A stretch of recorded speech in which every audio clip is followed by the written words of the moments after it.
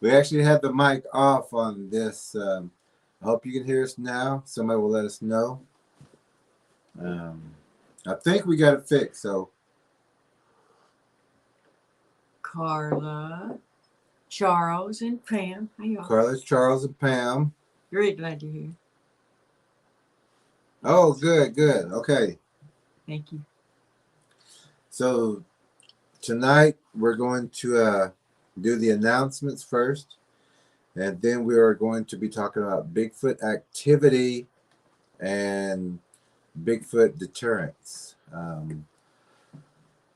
lot of people ridicule others and make people think that these predators are playing or just curious, but these predators are training or they're trying to get as close to you as possible. Whenever they're looking in your windows, they're looking for you, they're looking for food. You are what would be considered like a lunch in a box. So know that whenever they're looking in your window, they're not curious. You're not the first house. You're not the first person or the first family these predators have came up to. And if and a lot of people don't even know that these creatures are watching them or looking in their windows at night because they're not looking or thinking that these creatures, these predators, other cryptid like a dog man or a rake or something. Now they're all real. They're all out there. They're all hybrids of the Bigfoot, which come from the predator. So we're going to go ahead and do the announcements, and then we're going to get into the deterrents and everything that a lot of people need to know about, and we'll have a couple of pictures for you.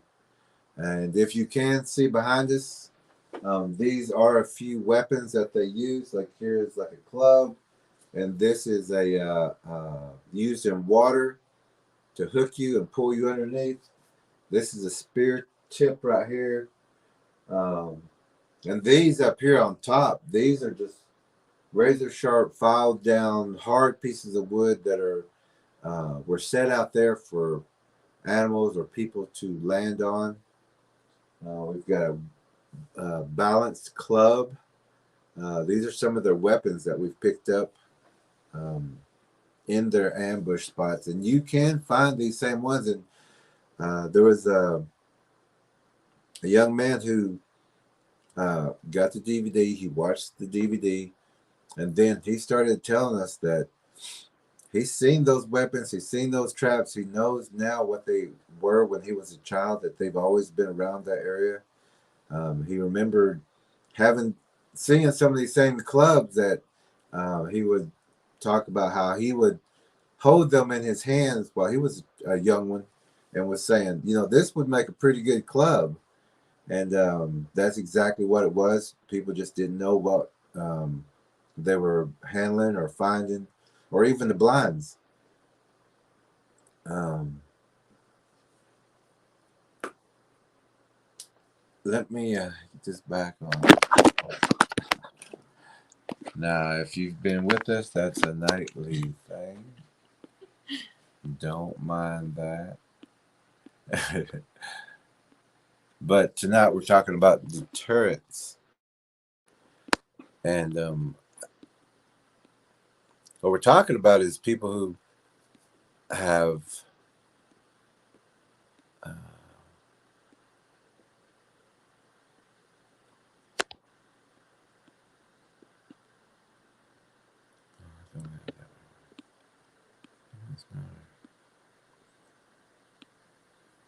but people who have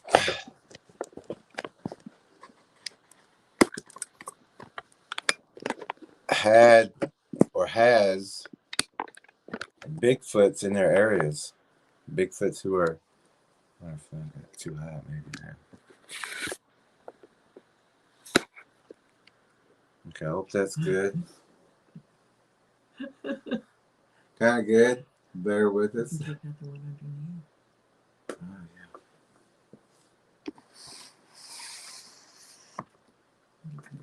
Not better, a little better. Maybe I can just. Close enough. They'll be looking at the pictures anyway. Okay. This is going to be a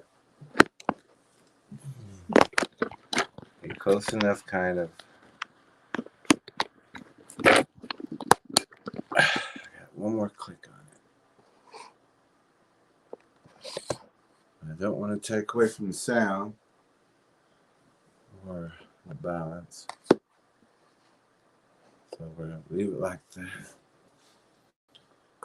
Okay. So the announcements tonight is that we have 2 Facebook pages, and we do link the live streams after the shows, because you sometimes can't find them on YouTube, and a lot of people don't even the people subscribed didn't even get these announcements. So we do have 2 Facebook group pages: Oklahoma Bigfoot Predator Watch, in parentheses, Antlers and Surrounding Areas. Also, Choctaw Missing and Murdered Woman, WOMBMAN, and Son Center and Database. Those 2 Facebook pages we link this to after, so you'll always find them there, and you're more than welcome to join. Also, the DVD, the Bigfoot DVD. Now, most of the things that we're going to be talking about also are in this DVD, except you get all this information at one time. And but there's so much information in there that you need to know. Even just the information that we're giving you here, because we know you need it. That all the information in this DVD, the Bigfoot documentary, Antlers and Surrounding Areas, that people who's used this already knows that Bigfoot are around their areas, or that they're not, but they would know if it's someone at their neighbors or the next county or the swimming holes. They know now with this DVD, either they are or not. But everyone has been finding these things wherever they've been looking. Also, we have a Cashapp. Also, the PayPal link is in the comments, I believe, and the description. But also, we added a Cashapp also because of Facebook. I mean, the PayPal seems to be tricky sometimes. So that is the $ capital tracker capital Ella. That's all in one. $ TrackerElla. Both the T and the E are capitalized. And we'll put that in comments at the end also. So today we are going to be talking about deterrence and Bigfoot activity. We're going to show you some signs. I think we got that video of some of the Bigfoots moving in the trees and things. Mm-hmm. And I think if we still have those loaded up, we're going to show those also. But we want to let you know, or to show you how we do things, so that you are able to deter Bigfoots if they are around your area. And if you do purchase, or when you purchase the DVD, you'll have all that information plus more, all this information plus more. Like we say, we can talk about all this stuff, but you need the DVD so you have all the information, not just what we're talking about tonight or the next night or next night. Because sometimes we'll be talking about healing and helping you that way also, so that you get your bodies back in health and lose and get rid of the sicknesses. But this DVD has all the Bigfoot information that you need. And like we said, you will be rows above any Bigfoot film you've ever seen before, any documentary that you've ever seen before. You'll have more information than any of the best researchers. You'll know the origins, the DNA. You'll see translucent Bigfoots in the DVD. You'll see Bigfoots, and hopefully we have one that's loaded up tonight. If so, you'll see that one also. You'll just get all the information of where they hide, what they smell, where their traps are, what their traps look like, some of their caves, dugouts, and things like that, or ambush spots. And there's just so much information in there for you and your family. And we've already been told that this DVD has saved lives. We've helped, like we all always talked about, other ex-military people who still do tracking and help other people with missing and murdered search and rescue and friends like that. This DVD um, helps them to be protected when they're out there in the field doing things and looking for people who are missing. But if they had this DVD and if someone would have shared it with them or just taken this serious, because a lot of people are ridiculing because they've never seen these creatures and they've moved in the past 2 years, 2.5 years now, pretty much to everybody. There's a If you just look around, or if you find it, if you can get this DVD, watch it, you will know exactly what we're talking about, and you will know where to find them, and you will know if they're there or not. There's people who've had Bigfoots already, um, as we're talking about, at their homes, pets missing, uh, disturbances at night, um, some of their tools and things moved around. Those are not games that they're playing. They're just letting you know that they're there. They've played games before with people. People have called them ghosts and apparitions and things like that. There are demons also, but those are more in the household than out.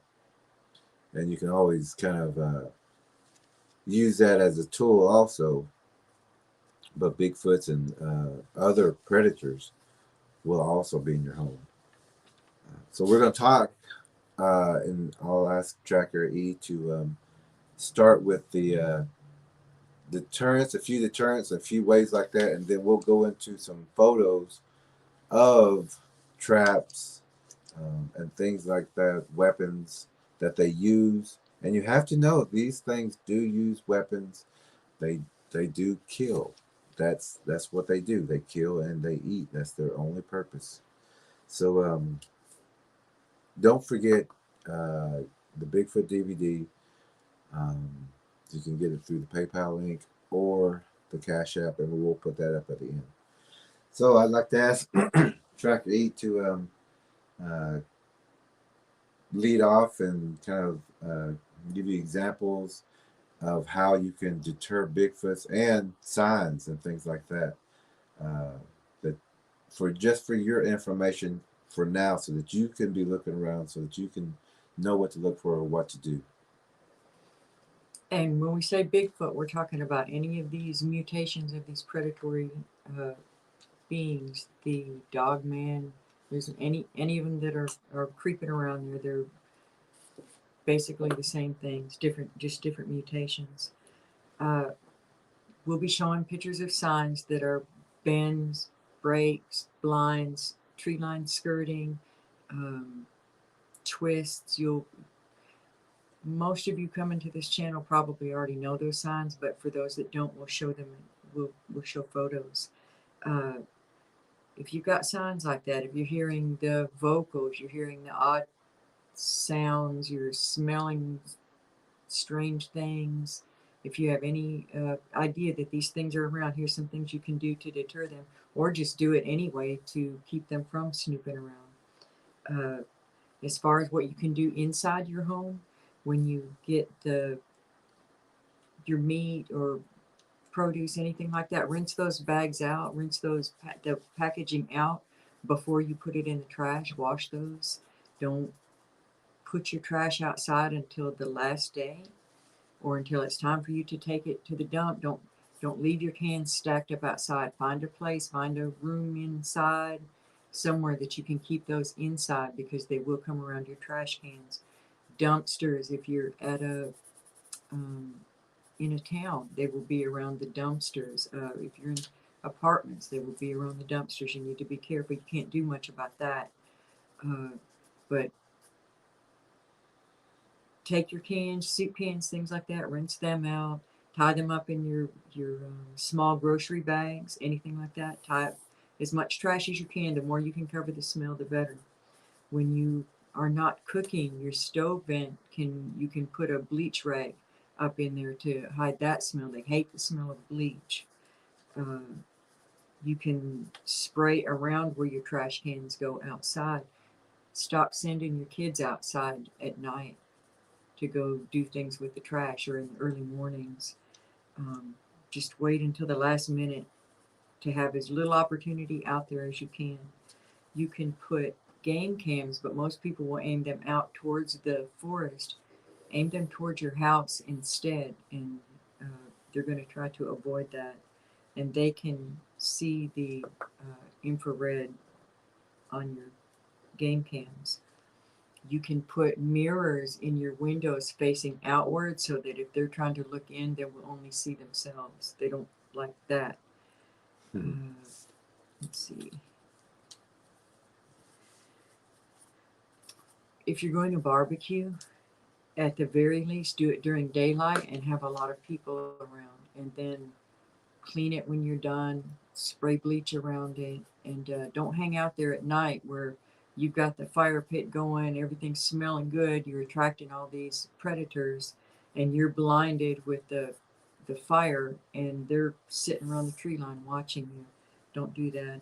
Remove clutter, remove the extra junk all around the place. When you look out your window, you need as clear a line of sight as possible.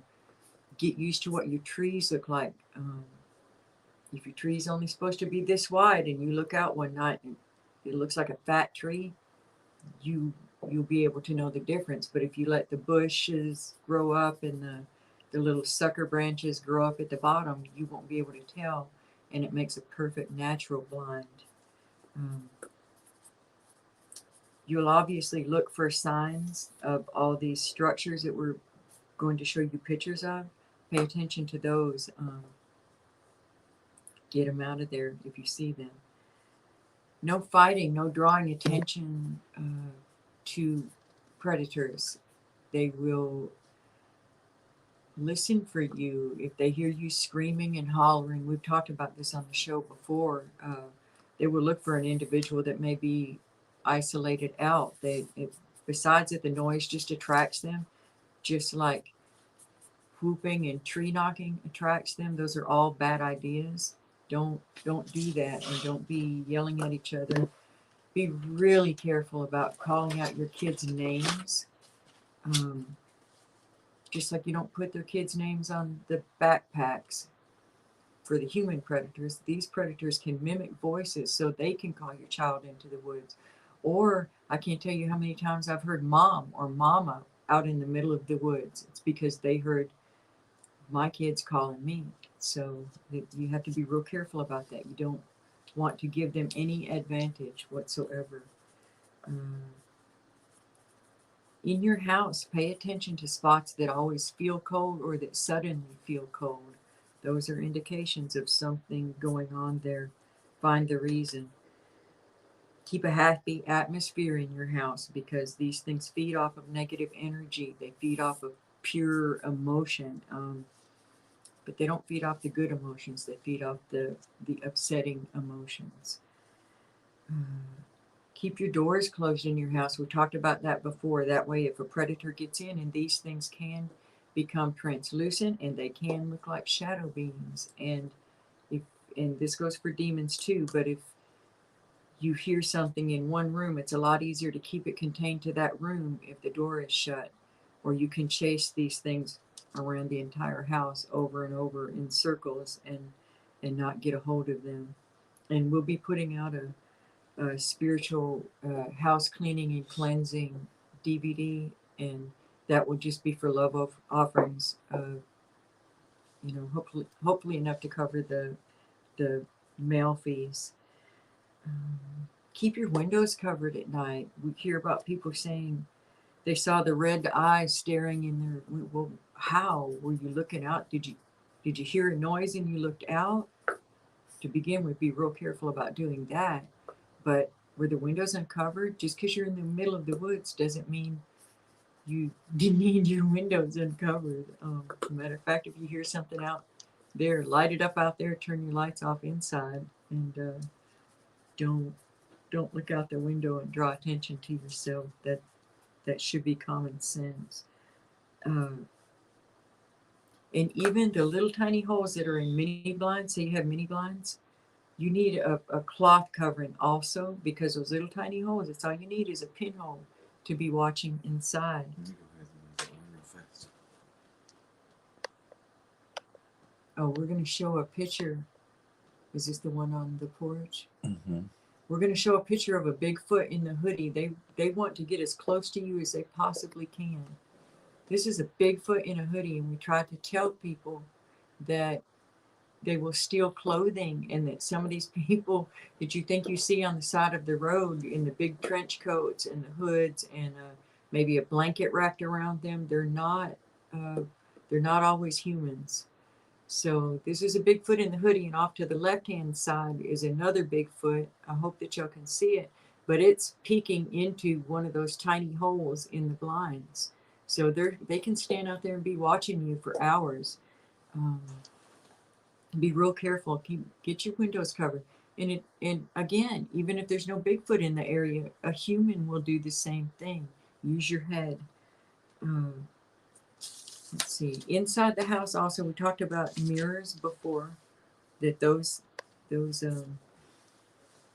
bless those mirrors or cover those mirrors. Don't have a whole lot of them. Those are portals. Those are openings. Let's see. Stay in after dark if you can help it. There's just, if you're in these areas where these predators are, and most people now at this point are in these areas where these predators are, get in. There's a reason your parents told you get in before dark, and they wanted everything locked up, and you stay inside. And once you're inside, don't be making a whole ton of noise, because number one, you won't hear what's going on out there if you're too noisy, and you'll be attracting attention also. You'll also be able to tell which room that you're in. If you've ever been in a house that's up on blocks, and you felt tremors in your bed or in the floor, something like that, and they get under the house, they will crawl under the house. If your sewer lines have ever been knocked off, it may not be your dog that you're blaming. I was guilty of that. I thought it was our dog, and later discovered that it was Bigfoot getting under the house, trying to get to the sewer. They want to smell what you've eaten, and they love the smell of it, and they're nasty. They're gross. That's why they smell like they do at times. That's pure food energy for them. Let's see what else. Let me check here. Fill in. No, I mean, Cleanse and bless your property. Your vehicles too.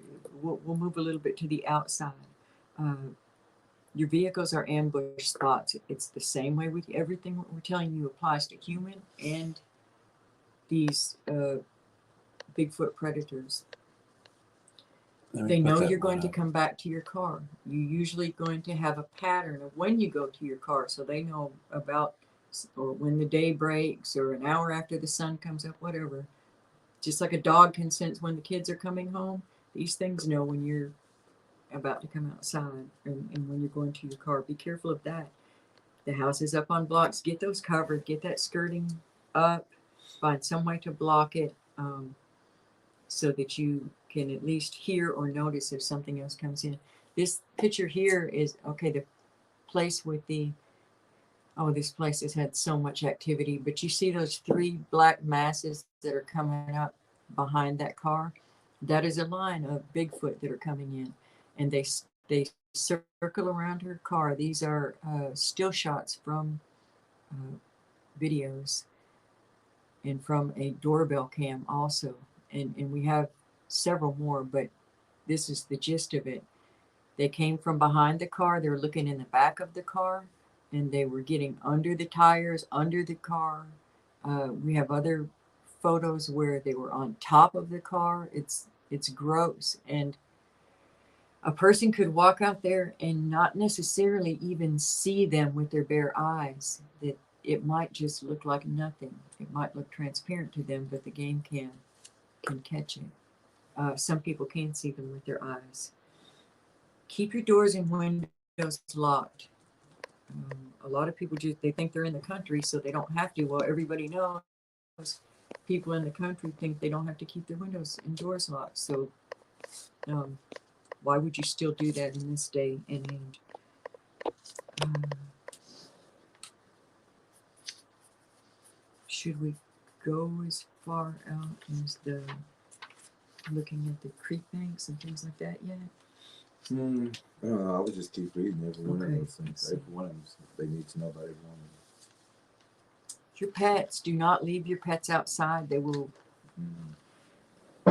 abuse your pets, or they will use your pets. They don't feed them and train them because they love them. They feed them and train them if they're doing that because they want access to you, just like the UPS driver keeps the dog biscuits in his pocket.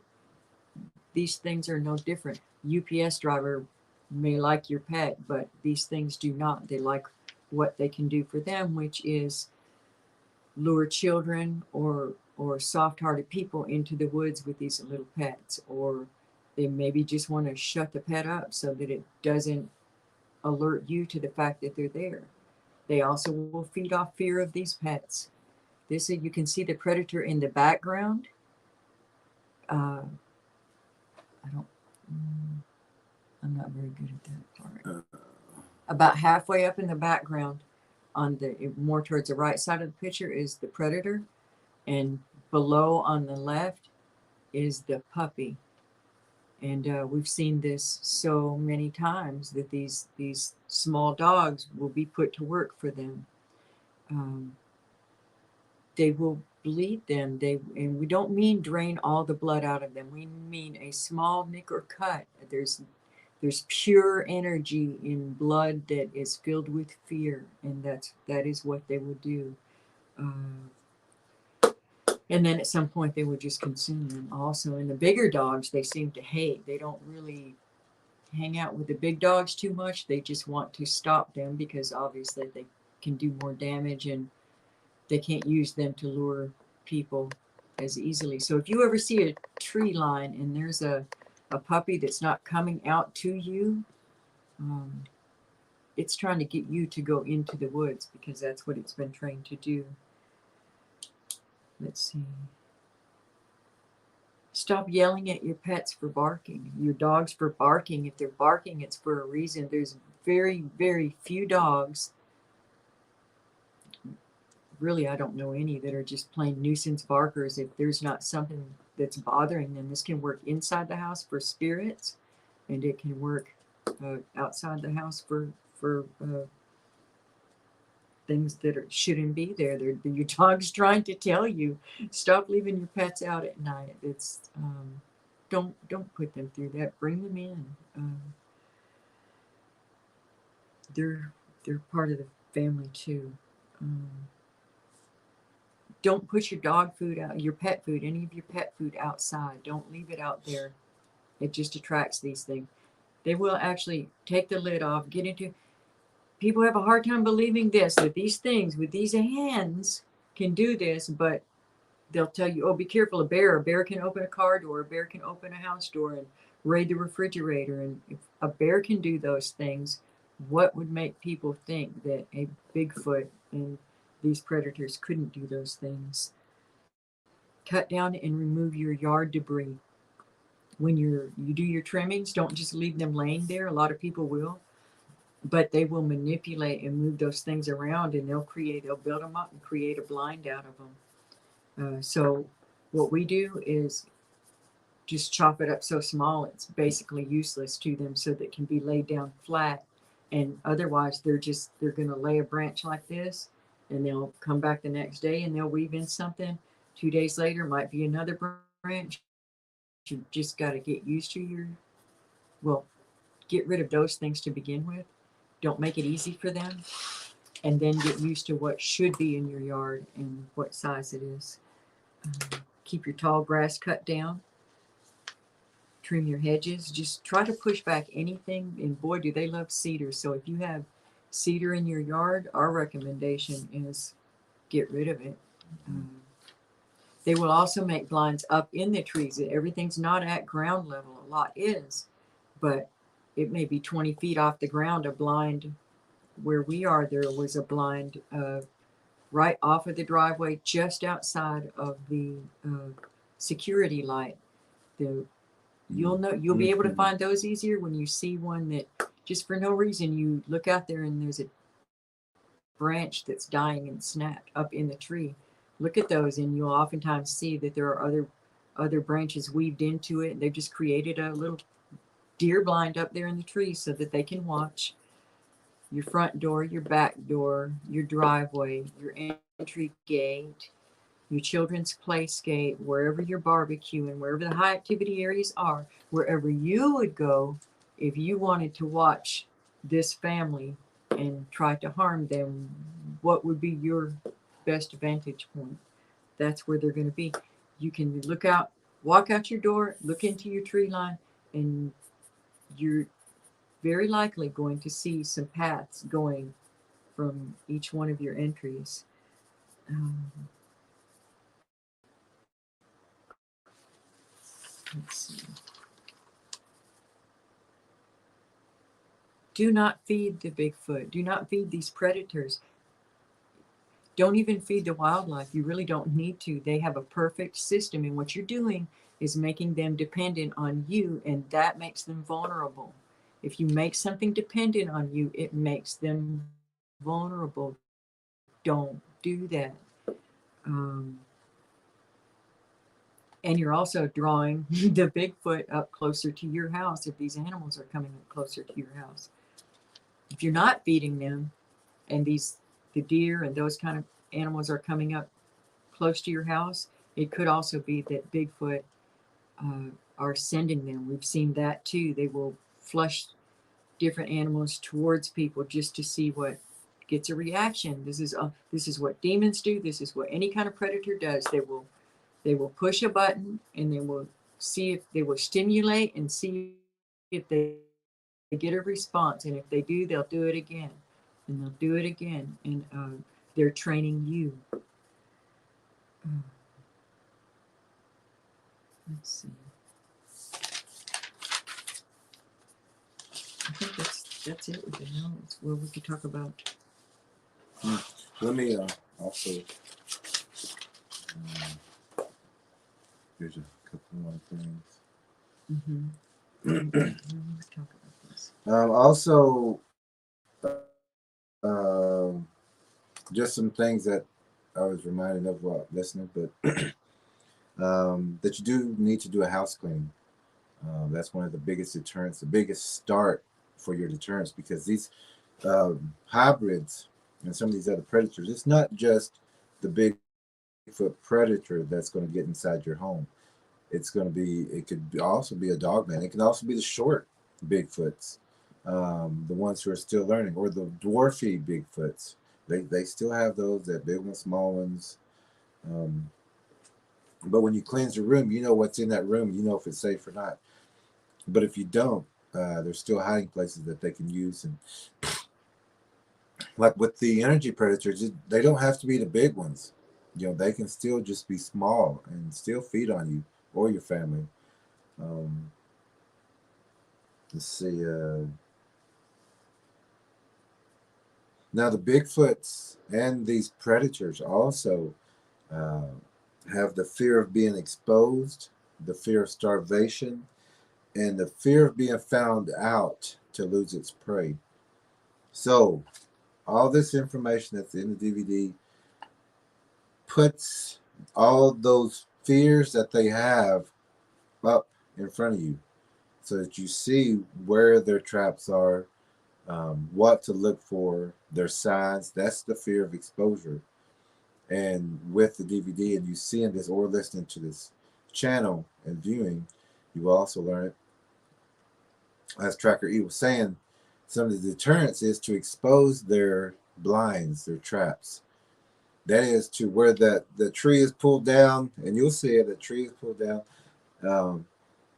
That don't cut that tree, you know, clip all the tree, I mean the leaves areas, what do you call the foliage, cut the foliage off of that. Leave that one exposed. and then go to the next one, because there's going to be more blinds all in that area. Just go in there wherever they have, even if it's, especially if it's around your house. Go out there, clip all that foliage off, go to the next one. And then clear all the foliage and the shrubbery, everything out ground level, make it flat as possible. So it looks like an art show, really. Make it, expose it. If you can, get solar lights, put those solar night lights on them so that they're lit up, so it shows Bigfoot structures are right here. And they will start going around to, they're going over the mountain. They would rather be over there than this person here. Just exposed all of my traps. It doesn't feed. There's no food. They don't leave food out. So I can't go up to their house and eat. There's no point in it. There's no food out there. They won't feed us. They won't give us any gifts. They actually are doing everything to keep us away from them. They're setting off alarms. They're looking for smells. They're looking in the trees. A lot of people don't look in the trees, but we always look in the trees. We look at ground level all the way to treetop. And those you can use. The fear of starvation, the fear of starvation. Don't leave any food out for them. Don't leave any pet food. Don't feed your pets outside. Don't feed your pets on your floor. Put a bowl out there. Feed them correctly. Don't let the dog think they can eat from your hand or just even the table scraps. Let that dog know this is your area. This is your food. This is your area. You're secure here. I'm not going to feed you outside or leave you outside. If those dogs are barking, those dogs will bark inside your house to let you know that they're out there. You don't need your dog out there, as a warning sign or something. Bring that dog in. That dog will let you know whenever that thing comes around your windows or your doors. So keep your dog safe. Your dog will fight for you. Your dog will fight to the death for you. Don't put it in that situation. Take care of that dog. Take care of that animal. If that one's there for you and you're a part of that family, because they do learn you. They do learn you. They do trust you, and they will protect you. Then, like I said, they will fight to the death for you, but don't put them in that position. If you can, when you can, and get the DVD so that you know all these deterrents and all these things and signs to look for. But you can use all these things, and the fear of being found out and losing their prey. Their prey is a person, and that's when that person has been groomed for a while. That person may be um, just moved into the new home, and they've probably been there a year. They don't know this stuff is going on, but they're leaving. Like they're coming up to the home. They're looking in your windows. They're watching you. Well, you don't think that they're out there, especially during the daytime. They're backed up. They're still watching you. Either it's ground level, just over a small ridge, in a tree that's just in a distance that has a little cutout, little dark area. You'll just look when you walk outside your door. Look at a far tree line.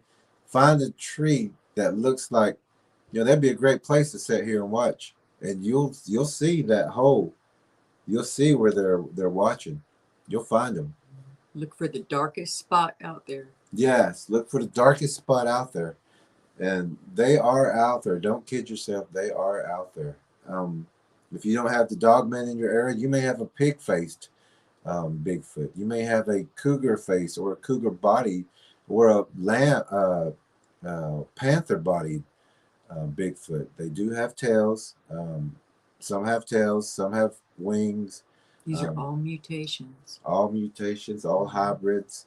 So don't kid yourself. They come in all shapes and sizes. So if someone sees a skunk-faced midget kind of looking dwarfish, small but big, furry creature out there, don't laugh at them. Or it could be half, it could be hairy and also have webbed feet. It could have hooves. So whatever people are telling you, listen to them. They're warning you. They're telling you that information should be important. It shouldn't be a joke. that should be a warning and important information that these creatures are in that area.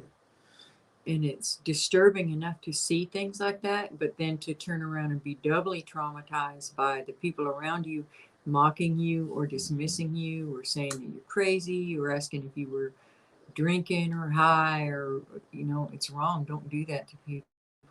It's wrong.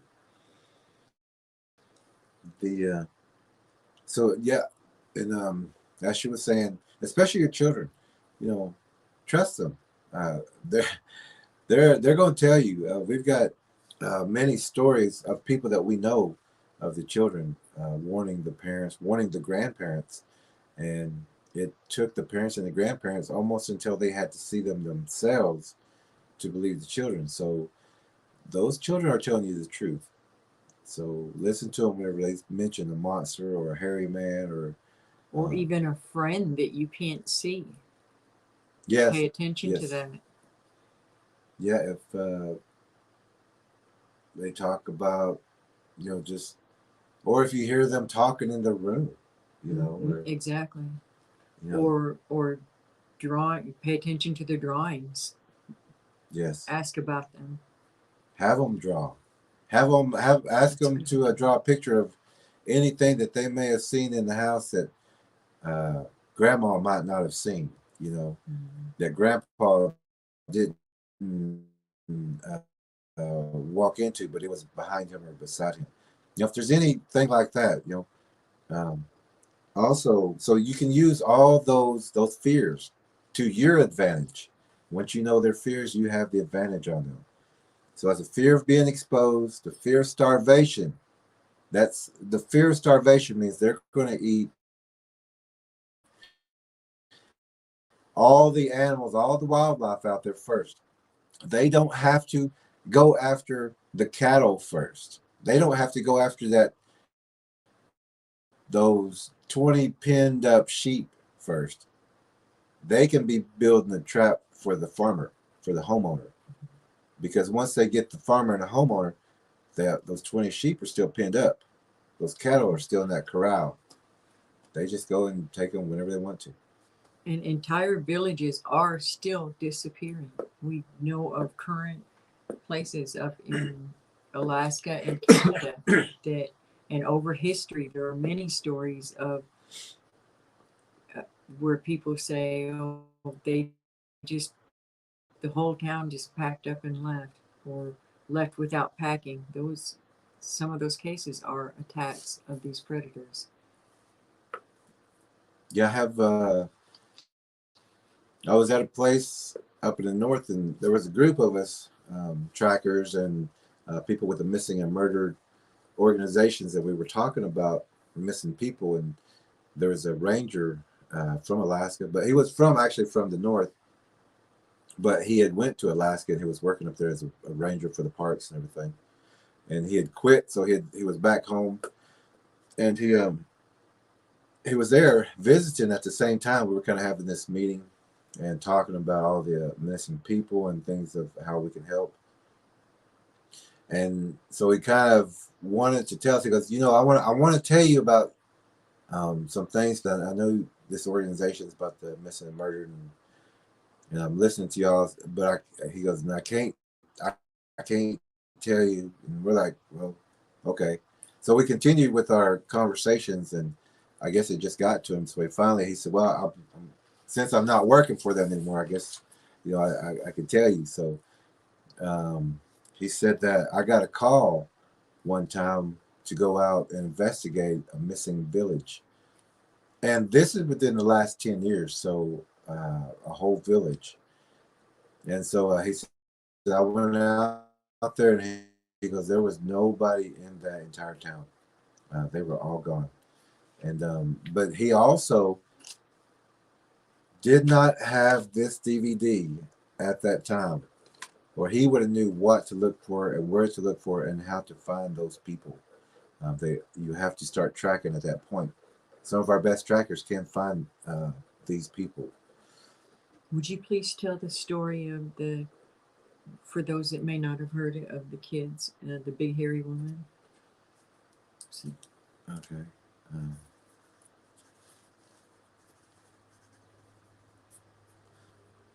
Okay.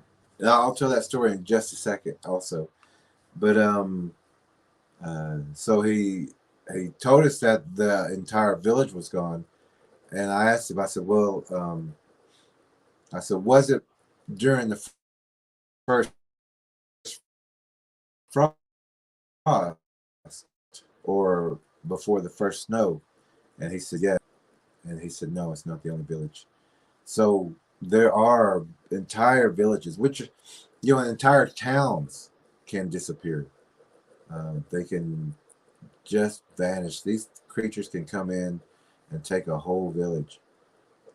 People are put in situations. The people who are getting these great deals, the cabin in the woods, the the house with 10, 20, 30 acres for what, 20,000 or 5,000 or something, with perfect down payments. It's got a water area. It's got a brook. It's a great place. Been up for sale 10 times. Been up for sale 10 times. Bought in, returned back to the owner. Um, Whenever we were talking, or Tracker, he was talking about deterrence of using the chloride, or the chloride or the bleach, your food vents, because it blows out that grease, it blows out that cheeseburger, hamburger, that bacon smell out of it, that grease stays in there. If you don't clean those vents out, every time that Bigfoot comes up, it's going to smell that vent. Uh, that gives the Bigfoot of what you taste like. We've seen at the Paris at this moment, but as you can see, we're starting to glitch. Um, this happens quite often with us. Any other channel, no problems. They can talk about the other Bigfoot channel kind of things. Whenever they're talking about Mom's Bean Pie and the Coca-Cola Classic can of which is better, the red can or the newer red can, those channels have no problems. They can run perfect. But ours, when we talk about what we're talking about, we always get the glitches, the stalls. It shoots us off. Even though the channel is paid for, everything's supposed to be working perfectly and everything. It always glitches. So be aware of that and expect that. But when you put the chloroform and clean that vent out, clean that food vent out, stuff, at night, clean that vent out, stuff, and you can have that vent, to the side, put a clean rag or a kitchen towel that's got bleach on it, stick it up in, squeeze it out, but put that up there, put some aluminum foil or something, tape it up in there. And also get a mirror that's going to fit right into that window if they're looking into it.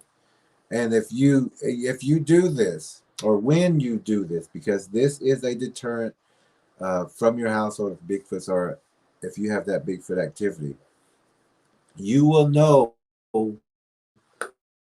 by the snort, because these Bigfoots, once they get a big whiff of chloroform, Does this smell like does this smell like chloroform to to you? Does it smell like chloroform? Chlorine. Chlorine, the chlorine bleach. Once that Bigfoot gets a big whiff of that chlorine bleach, it's gonna go, and you're gonna hear it. It's gonna sound like the snort of 100 people snorting out of that smell. You're gonna hear that. That Bigfoot will also make that same noise if it looks into that window and sees itself looking back at it. It's gonna shake its head. It's gonna snort real big, like, but like 100 times more. You're going to hear it, especially if you're in a trailer home. You're going to hear it outside there, but you will hear that noise, and that's proof or the knowledge that the Bigfoot is outside your house. Also, this information too is in the DVD. What we're talking about, you can also, whenever you have the DVD, You can show it to anyone. It's a DVD that you can show to anyone, children also. Um, it we didn't get the snarling, vicious looking ones. We did get um, the ones that were more decoyed, the ones up front, the ones that we're allowed to see, because the Bigfoots that you do see are more the humanish, the more cutish kind of look. They know what works with people. They keep the vicious, snarling ones in the back, but they get to feed too, especially around new moon when it's the darkest time. But you will hear that snort. You will hear it, and if you have a recorder, the first night that you do that, be recording, have it outside or something, or next to that vent, next to that window, and you will record that snort. I guarantee you. Also, what are a few more things that they can? Track traps are something that they can Uh, do. Um, that's just where you rake and loosen up the soil anywhere that I would start with children's windows, below their windows to loosen up that soil, pull the grass, bring soil in, do something so that you've got just a nice bed of material so that if they're stepping up to look in their windows, you've got a good track to prove to people that, at this point, we shouldn't have to prove to anyone. If you're saying somebody's looking in your kid's window, they should be paying attention. But at any rate, it will let them see with their eyes that you know what you're talking about, and these things are looking in. You could do, it just depends on how serious the situation is. You could also do spikes yep, outside of the kids' yep. windows. You're going to have to use your own judgment, which is a bigger risk. These things, are they really stalking your kids heavy, or is is it a bigger risk that your kid's going to get on the spikes? So use your judgment there. Top of your roof could have some spikes, even if they're the lightning rod type things for when they jump. What else? Yeah, I was actually at a place one time where it was like a trailer park area. There was a few families who had children, but I knew that there was Bigfoot activity in the area, so I had set traps all in my yard area. I had those spikes like Tracker E was talking about. I had those spikes up the kitchen window, the any window, and I had it around or underneath the back steps up to the back door. Um, the first the first night that I put those out, I got a blood sample off that. That they were at the back door, but they started paying attention. Also, they also started avoiding my area. But also, whenever whenever you do this, if there's other children around or people like that, like I did, I got to know the families to let them know this is nothing against them or their children, but I let them know what's going on in that area and that my area is booby trapped and not to have their children over there to watch their children whenever they're outside so that they don't come into my area. And so I did get blood samples a couple of times. I got more tracks and things like that with those track traps. And the way I did this certain track trap was um, I dug about this deep, if not that deep, with the shovel. I picked it up and I broke that ground all up. And I did that and I kept doing it and broke it up, made it real soft, real fine. And then I spread it back over. And then what I also did was pull the grass up around it and further out. So it didn't look like just this area was done.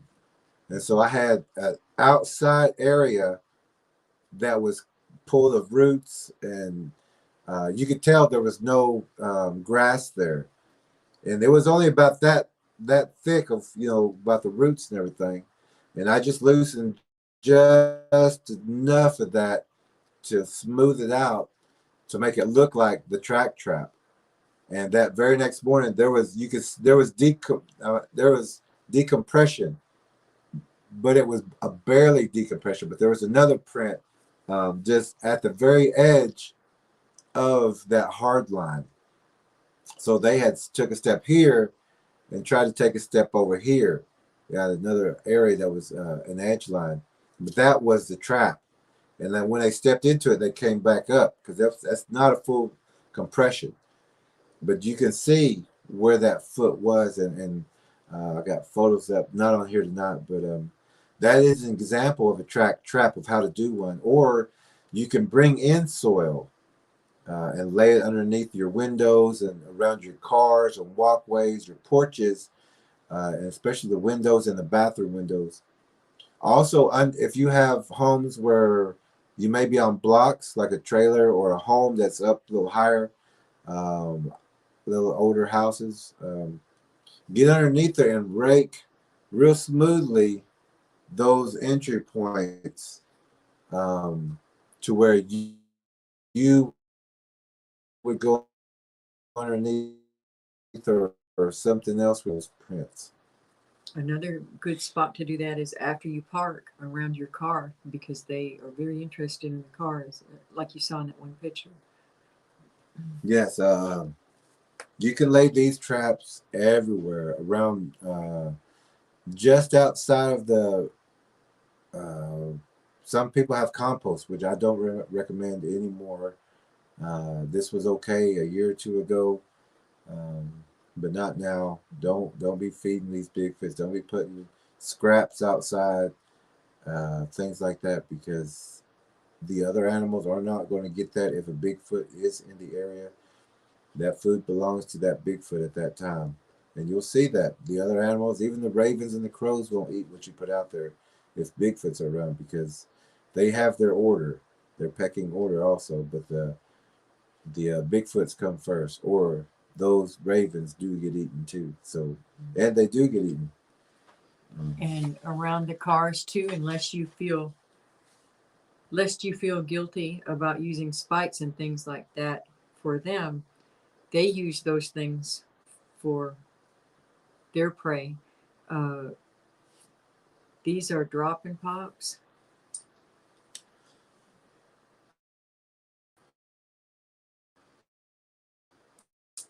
Sharpened stones or bones that they will put with, say, another log or rock that they can go up over, and they will land and come down on this. This one that he's holding up now, we found after our car was already parked.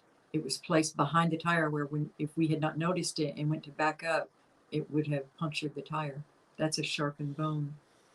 Um, and out in the woods, they will use the same sort of thing. They will lay a log across, under the boughs along their game trail in their snares, and they will put the sharpened spikes on the far side of the log. When I say spikes, I mean we call them land spikes, but they're tree roots, or we may have some pictures, um, but a cluster of sharpened sticks will be on the other side. So when the prey's running through, they leap over, they impale themselves. It's just one of the things that they do. So, And like Tracker E was saying, these are called dropping pops. This is where there's going to be a big stone right here.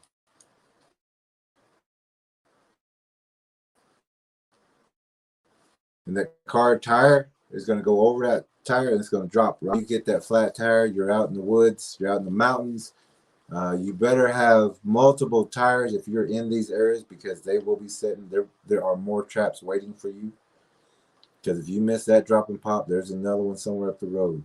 If you're in these areas. And I'm not going to say what group it is because I really don't even remember. But there were some groups, saying no way, that don't happen. Bigfoots don't do that. they don't wear hoodies. They don't wear hoodies. They don't turn translucent.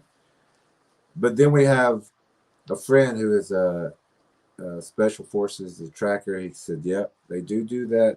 They have gotten him also before like that. They've gotten us out there like that only because we didn't know this area. We were just going out We were just going out, and of course, you just seen when we're talking about things like this, the glitch. Um, Pay attention to all that stuff and the information that we're giving you. So look, Get the DVD before this whole channel goes down. so and even like the roadside parks and areas like that, look for these. Get someone to scout and walk ahead of you where there's a lot of gravel and that kind of thing. The campgrounds, the gravel roads, things like that. Have somebody scout that area ahead to make sure there's nothing like that. And even though you look on the way in, you have to look on the way out too, because they'll put it there after you arrive. Yeah. Look behind the tire. When you're out in the field, if you're researching. But actually, don't research out in the field Right. until you view the DVD. Then actually you won't need to do any research. You'll know exactly where to look for them. You'll be able to take your own photos, get the proof, share with your family and friends that they are in the area, and also the deterrence and things like that. When you're out in the field, like we're talking about, look behind your vehicles, the ambush spots and things like that. That's also deterrence whenever you're out in the when you're camping or out in the field like that. Like Tracker was saying, put that trail cam facing your tent. You don't face it out. You're not trying to get Bigfoot on that trail cam because it will go underneath. It will go over the top of it. It will top rope that cam light. It will find its way into where you're at. But if you have it facing inward towards you, 20 to 50 yards to where you can cover each side of you. And I actually seen there was another Bigfoot guy that you were talking about how he helps people deter. Scott Carpenter. Okay, a guy named Scott Carpenter. I also seen him do this. A lot of respect for him. Teaching people to put their game cams facing their tent area. That is the correct way to do that. You're not going to catch them on the game cam. Don't even expect that. Don't waste that valuable protective light. Use that light to protect your tent. And if you can't afford it, I would take at least 10 game cams out there. Have, a majority facing in, but have some also facing out. Push that line back, push that light back. And when you're putting the game cams out, try to look like you're doing something else.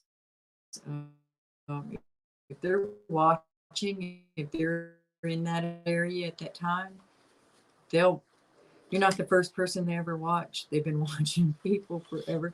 PVC pipe covered in bark, or place it in bark and wrap vines around it. Do something to disguise it and to disguise what you're doing while you're doing it. Make a game out of it. I mean, they're doing that. Their game has a deadly end, but they will. What people think they're doing is playing, is practicing getting as close as they can. So they're practicing. You go ahead and do that too. On being stealthy. Pay attention to bird language when you're out there, or if you hear, every time you walk out the door, you hear a tree frog. To that, each family member in your home may have a different call. Look for patterns, because all those things may not be just natural critters in the area, because these predators will mimic just about anything, from mechanical sounds to insects to weather to the birds, everything. They'll mimic you, they'll mimic your children, and just pay attention to those sounds, and it may alert you that they're in the area right then. And it's not normal to hear when you hear people saying, and then I heard him here, and then I heard him there, and then I heard him there. It's not just one. You heard one here, and you heard one here, and one there, and pay attention to that as well. You're surrounded, or they're surrounding you. They're surrounding you. They're not playing with you. They're surrounding you. So also, that's a shout out to Scott Carpenter that we did see that one segment, and we do also agree with that. But also, Scott, if you ever see this, you do need to get the DVD also. It will help you out there. Also, in that same part that we seen you do that, there was a blind right there, a tree pushed down uh, in that campsite. So those areas are used for hunting. So if you have the DVD, you will see all these blinds and know all their hiding spots, how they use them, and where to look for them every time you go out. So it will help you also to be safe out there. Very good guy. Walk your grounds, know your area. Um, like the deterrence. Did we talk about thunder and lightning with the No, horns? we didn't on this one. Or Not yet. not yet? Okay, I'll save that one for just a moment. But walk your grounds. Uh oh. Go ahead. We're having a small technical difficulty again, but we got it. So, but walk your grounds. Um, let these Bigfoots know, these predators know that this is your area. Protect your area. Be visible in your area. Let these predators know you don't come out once a week to walk your grounds, or you don't come out once a month. They have to know that that place is occupied, that people do come through there. If you don't, they will continue to build on you, build around you. If you go on vacation, when you come back, go and do your searches again. You have to start all over because once you're gone, they will come back. They will start putting blinds up again. They will start building bigger blinds, a little bit better. We found some today. Actually, I mean, I'm talking about walking the grounds because that's also what we did today. Uh, we know that we have to get back and into our own deterrence. We In the rain. actually, so we've been talking about thunder and lightning, and whenever we get to thunder and lightning, I want to come back to today. But also be quiet in that field, like Tracker E was saying. They will mimic you. They will mimic two people talking to each other. They'll get that voice and they'll mimic it. Um, that looks like a big spider behind us. Give me 1 second. This Watch just the shadows. looks too crazy. Watch the shadows in your house and outside. Pay extra special attention to them. And even in the daytime, if you have a night vision, you can aim it into the shadows and you'll be able to see more even during the day. Another tip that we have is with a laser pointer. If something is cloaking and you hit it with a laser pointer, it won't go through. It'll hit it and bounce up. That's a tip we haven't heard anywhere else. Oh, he's getting the weapons here to show you some of the things that we found in structures. All right. um, The last time that we tried to show people these things, we had a lot of technical difficulties. Put So it that way. So if this stays up, you'll get to see them. right. But we also want to show you that they have their own clubs. I mean, this is a well grooved, well made. I mean, as far as filed down, sharp right here. This is the sharp area. This If you is could hold this in your hand, you would feel how just naturally balanced and heavy. This is a club, and we do have one of the homeowner that has the Bigfoot with the hoodie. They've actually seen a Bigfoot swinging a club. The same. a longer one than this. Oh yeah, and we found one in Texas. We found them in Oklahoma.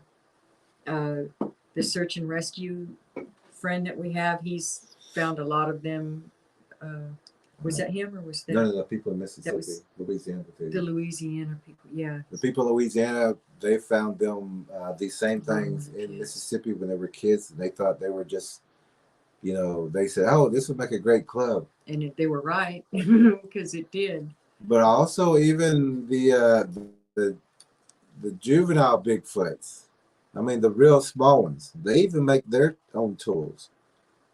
The little ones, and they're the same. They're the same. It's just a little bigger. This one's for a small one. When we held the first club that he showed up next to the one that was found in Oklahoma, that one was found by a tracking dog in Texas in a structure. The other one was found in Oklahoma and had a much longer handle to it. And then we found one that was even bigger than that, but we were in a place where we were unable to get it. These are the land spikes. Land spikes. There'll be a bow, and all this information also is in the DVD. We found them sharpened. We found That is a hard, sharpened land spike. We found them hardened with fire before. Yeah, hardened with fire. They do use fire. Don't think that they don't. Is the one structure in there that is in antlers? No. Right by the. That's not. It didn't show up on there. Oh, let me check. If you loaded it, maybe. I don't know if it loaded in time. It would have been at the tail end. That one. This is a structure right near some railroad tracks in antlers. And inside of that, we found. Inside of that, now we know that this was from a cane. That's, obviously. But in their structure, they had sharpened this. This has been picked at and sharpened, and it's become a weapon. Well, what happened to the guy that this came from, or where did this come from? That sort of thing. You see, it's just the same patterns. They pick at them, or they sharpen them with stones. And there was also some a lot of vocals right there in that area. It was just a really, really creepy area. And that's right there in Antlers, Oklahoma. Can we talk yet about the structure on the pictures of the structures and things? Let me get it. Oh, okay. So also what we're talking about is walk your grounds, make your presence known. Shotguns are legal, so carry weapons with you. You don't want to be caught out there, not even with a bear, cougar, another some kind of animal that's a predator. You don't want to be caught out there anyway, so make sure you do secure yourself before you go out. Always be aware and observant. And be quiet out there in the field. You'll find these places that we're talking about. Once you have the DVD, you will be able to find these places on your own areas or in your backyard or at the parks. That's also in the DVD. But when you're quiet in the field, what we say, talking equals walking. Or whenever the locusts go off, that's when you take your steps. When the crickets are cricking, that's when you take your steps. But also when you're talking, when you're at your campsite not paying attention, that Bigfoot's walking. It's playing the game red light, green light. You can be having a conversation with somebody, and as soon as both of you look this way, that Bigfoot moves up. Look this way, the Bigfoot move up. If you go to town, like you forgot to get ice or you want to go get a watermelon, everybody loads up and goes to the store. You leave your campsite out there. Those Bigfoots move into the best strategic place. You're not the first camper at that spot. They know those spots. They know where the best ambush places are, especially at those parks, those roadside parks, those state parks and things like that. They already know the ambush spots. You're not the first camper to come through there.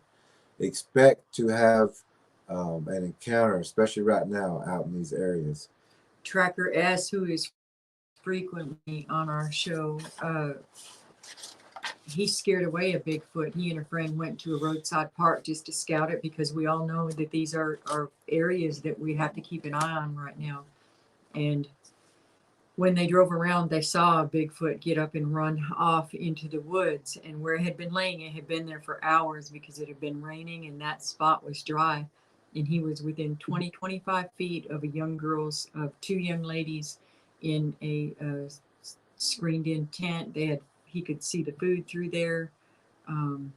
Just a dangerous situation. And they had no clue that this thing had been sitting there watching them for hours.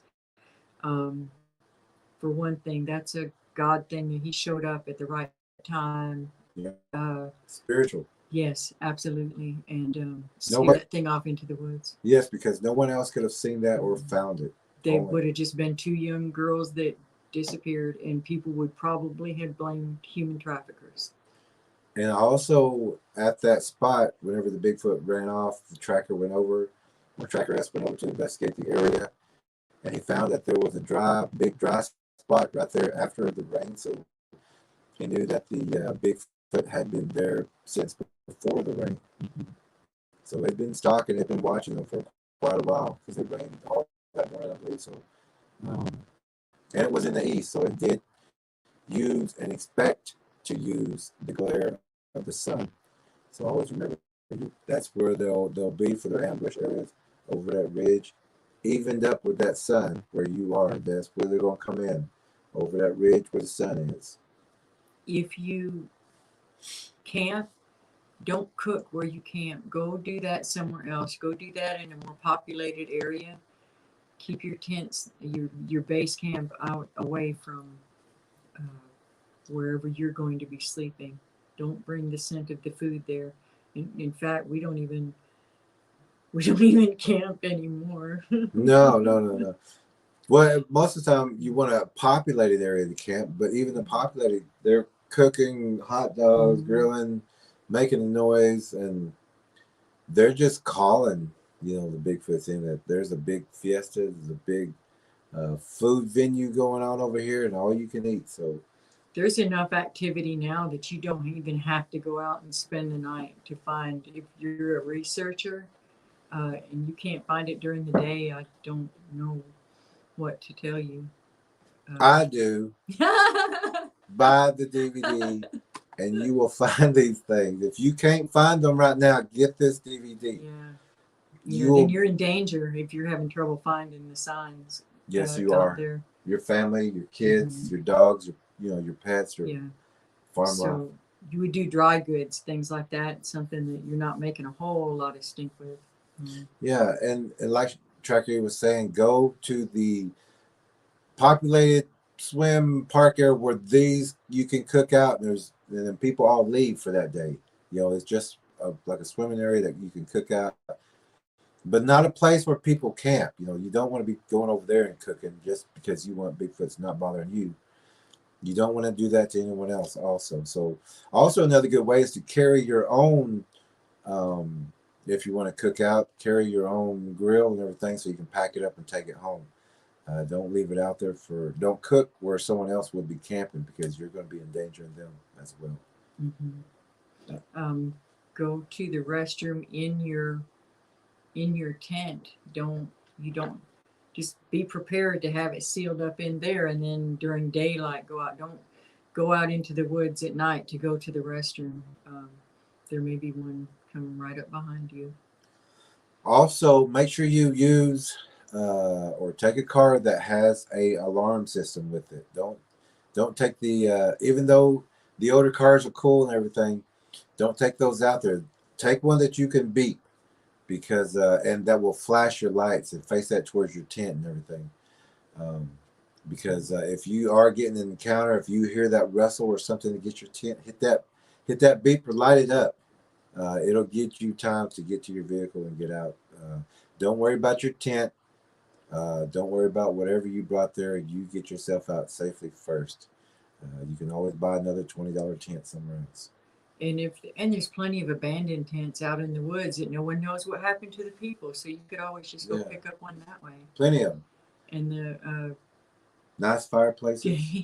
Game people are more than willing to tell you nothing ever happened out there and cover up those things. Um, Hmm. if you don't have the beeper on your car, you could also just use one of the little. I've seen them at the $1 store. It's just a little window alarm that you can just. That's got an alarm. You Ah, could use a yes, bell. You could use a. I mean, come on, just yes, use your yes. imagination. What do you have handy that you can make some noise, like you would with a bear, to scare them away?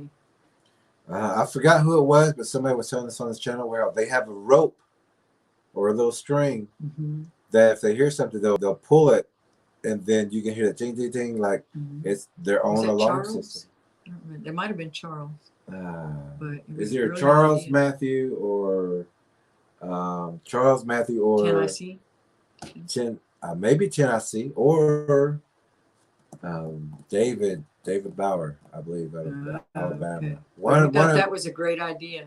one of you guys are using that system, but you take your own warning system out there with you, something that's away from your tent, which is good. But um, if you always have a backup, always have a backup. Have one in your backpack.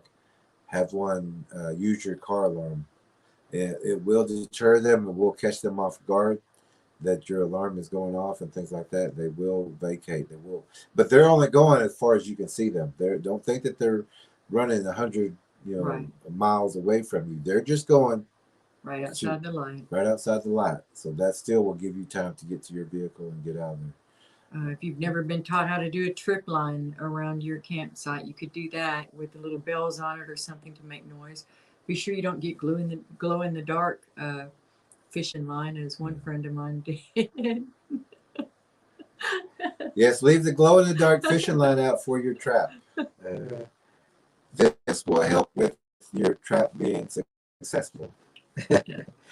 But also remember, you're not the first person these Bigfoots have encountered.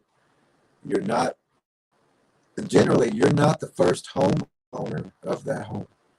You're not the first camper. You're not the first hiker. You're not the first jogger through that forest. There's been other people, and there are a lot of missing people. These, like we're saying, this may be your first time at that camping spot, but it's not that Bigfoot's or those predators' first time there. They know that area. And so many of the missing people are the homeless. I was thinking earlier when we were talking about the missing villages, I know of a couple of times when little homeless villages have just, they were just gone and everyone assumed that the police ran them off, but did they? You know, that's not always the case. Sometimes something else, you know, Yep. homeless people don't generally leave their things behind. People are taken, and these things are covered up. But I also wanted to show you real fast because it's right here in front of me. That and we sanitize all this also. But Bigfoots will also use the bones of other animals. And if you was to stick,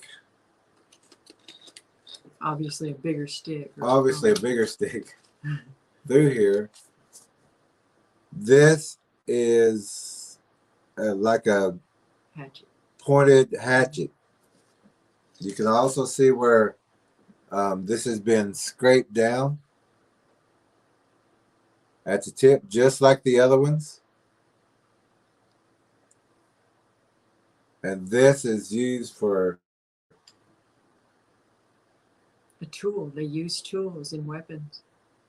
that kind of thing. Mm-hmm. They do use weapons. They do kill. They do eat people. Also, a deterrence also would be the sign of Jesus, also the cross. You can put that on your property or your property lines, around your entrance areas and things like that. These demons do recognize that sign. They do recognize the cross sign, not the X sign, but the cross sign. So um, that's also another deterrent. But also, like TrackerElla was saying a while ago about your doors and your windows, your window uh, even if it's hot, your window is a threshold. They will use that. Once that window is open, that means your whole house is open. That means your door is open. So even that window. So now you have to watch your doors. They do know how to uh, lock and unlock doors. A lot of people get locked in rooms. Um, they will turn your door, especially during like rainstorms and things like that with thunder and lightning. Those groups, they will test your doors. They will test your windows. You'll see if they come up. And like if you have those alarms on your windows, if it moves up like that, there's an alarm that goes off, and you can get those at Walmart, I believe, or maybe even on Amazon. Mm-hmm. But I recommend you get those for any kind of. And like Tracker was saying, you can use this out in the field too. Take it with you for if like a tripwire. If it just moves at one, it's going to set the alarm off. So That's the way they even do with their tree line skirting, or when they do their snares with the.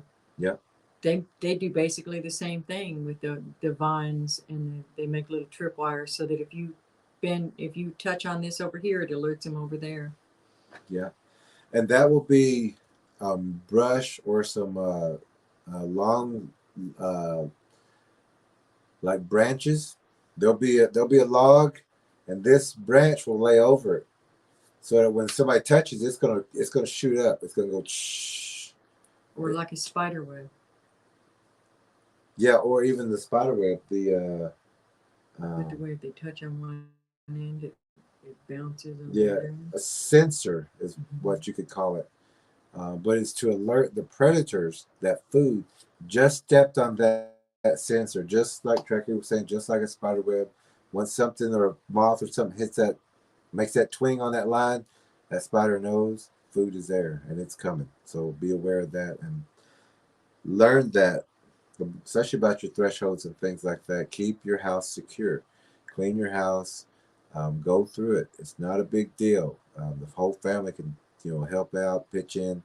Let's do a house cleaning. Let's do a 1 day house cleaning. Let's just clean it out and then let's keep it secure. Once you come in that house, close that door behind you. Close the doors in your house until you know there's nothing in your house. And once if something noise happens, if something drops in the room or something, you know what room it is, and that's the room that you're going to have to deal with. And you can open the window, you can push them out that way. They will leave, especially if they expose themselves. Um, If you hang clothes out on the line, keep up with how many you hung out, because they will steal clothes off your line and use those to get close to people. if you have Bigfoot activity in your areas, cover your windows. Don't give them any access to you.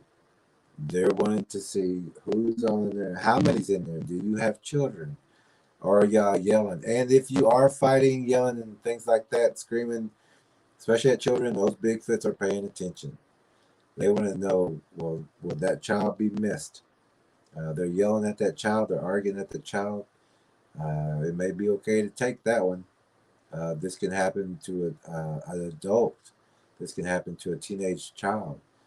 If there's arguments or yelling or ridicule or sarcasm in that family, Bigfoots do pay attention and they start planning. Which one won't be missed? Let's see if we can get one of these. You're not the first family. You're not the first ones they've came across. They've done this before. This is how they survive. They have to eat. So remember, you're not the first one they've come across. And if you really talk to your neighbors or people in that county or that area, you're going to find out they've been visited also. So don't think that you're the only one going through this.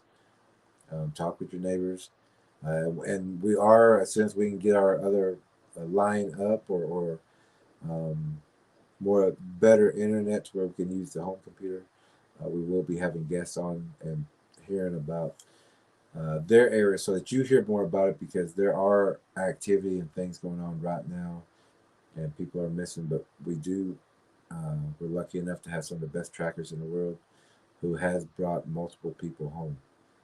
So this is the tracking channel, just again, as everybody knows. You are not their special friend. No, and don't think that they have the best interest in uh, your mind, or even the children's. Where I mean, if they're working on you, they're working on the children. Because if you're open, the children are open. Locate that knock. Like in when we're in a field, we say, "Hear a bird, find a bird," and we show you tracking techniques and things like that of how we track in the DVD, so that you know how to enter and what to look for, also, and how we move out there. But hear a bird, find a bird. It's said in the DVD. Also, hear thunder, find thunder. Um, Locate whatever you hear out there, like Tracker was talking about with the bird sounds. Locate that bird. Locate that cricket. Locate that frog. Locate that thunder. Locate that lightning sound. Locate the sound of rain. These are Bigfoot groups. There's Bigfoot groups called mist, fog, smoke, and things like that. Um, They work under the cover of the weather by the same name that allows them freedom during those times. You're not going to hear them if the wind's blowing and the rain's going. mhm. And use that alarm for every sound that you hear in the house. One creak, hit that alarm. You don't know if this Bigfoot, because they are patient. They will be sitting there for 2 hours at least before they even move. They, especially if there's people in the area. But even on top of the house, they will sit there and sit there and sit there, and most of them will sit there and wait till you go to sleep, or they'll try to locate you. They'll knock on that door, knock on that side of the window or something. Your reaction lets them know that you're in there. Especially if you got the windows covered, they're going to still try to find you. Your roof is also an ambush spot. They have been known to be on the roof as you walk out under the door. You wouldn't even know that they're up and behind you. Whenever we come in and it's late or it's dark, we have headlamps, but we also know our area. So as soon as we get out, we have lights going. We're searching all the trees and those ambush spots where we know where they would be if they were to be there. We search the top of the house, around the corners. We light it up whenever we're out there. We let them know we're searching for them. We're looking for them. We're not going to be caught off guard, and we're ready for them. So do also that. Eliminate the ambush spots, the dark areas near your car, corner of the trailer house, where that dark angle is. There's always a dark angle. Shrubbery or brush near your walkway. The other side of your porch. Make sure there's a solar light that lights that area up. Because even when you're going into the house, especially if you're in the country, we're out in the country also. A lot of people are, but there's not a lot of like street lights, so you have to eliminate your blind spots. Light up those dark areas. Search the top of that roof. Let them know that you know that they're in the area and that you will light them up. If you're in more populated areas, you still have to be careful. There's sewer drains, culverts, bridges, alleys, things where human predators would live.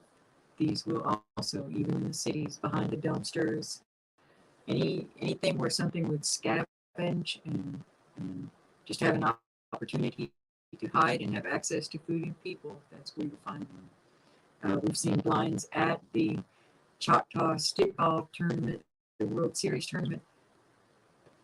Hundreds of people there, and there's a Lots of blind children. right. You could reach out and touch the blind next to the parking spot, and then people with strollers and kids going by, smelling food everywhere. Uh, People completely oblivious to that. And so, if someone disappeared there, the first thing someone's going to do again is say human traffickers. They're going to say they just got abducted and not even know that it was these things in this tiny patch of woods right there. They'll look for what they would consider the obvious, or what you would accept. They're not going to say Bigfoot or creature took the child. They're going to say trafficking or kidnapping or something like that. Mm-hmm. They're not going to say vicious predators has taken people in this area.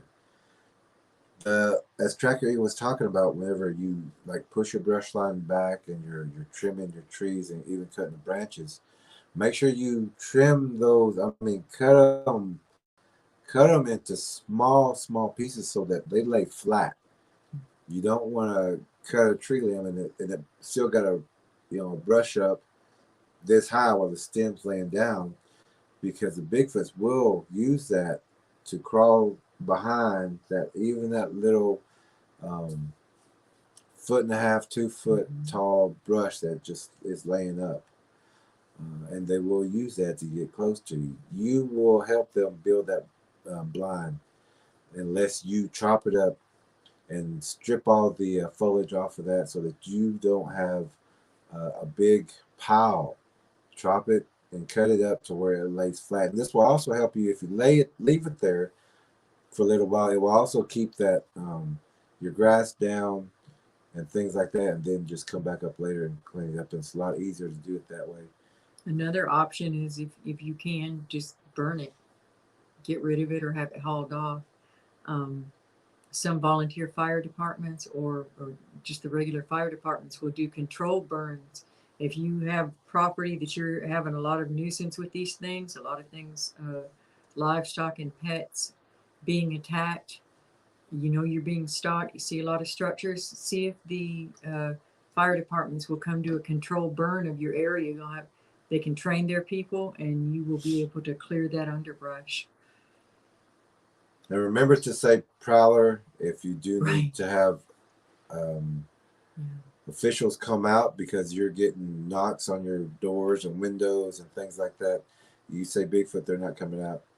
Not only that, some don't believe that the predators are out there and have never seen them, but some of them have seen them.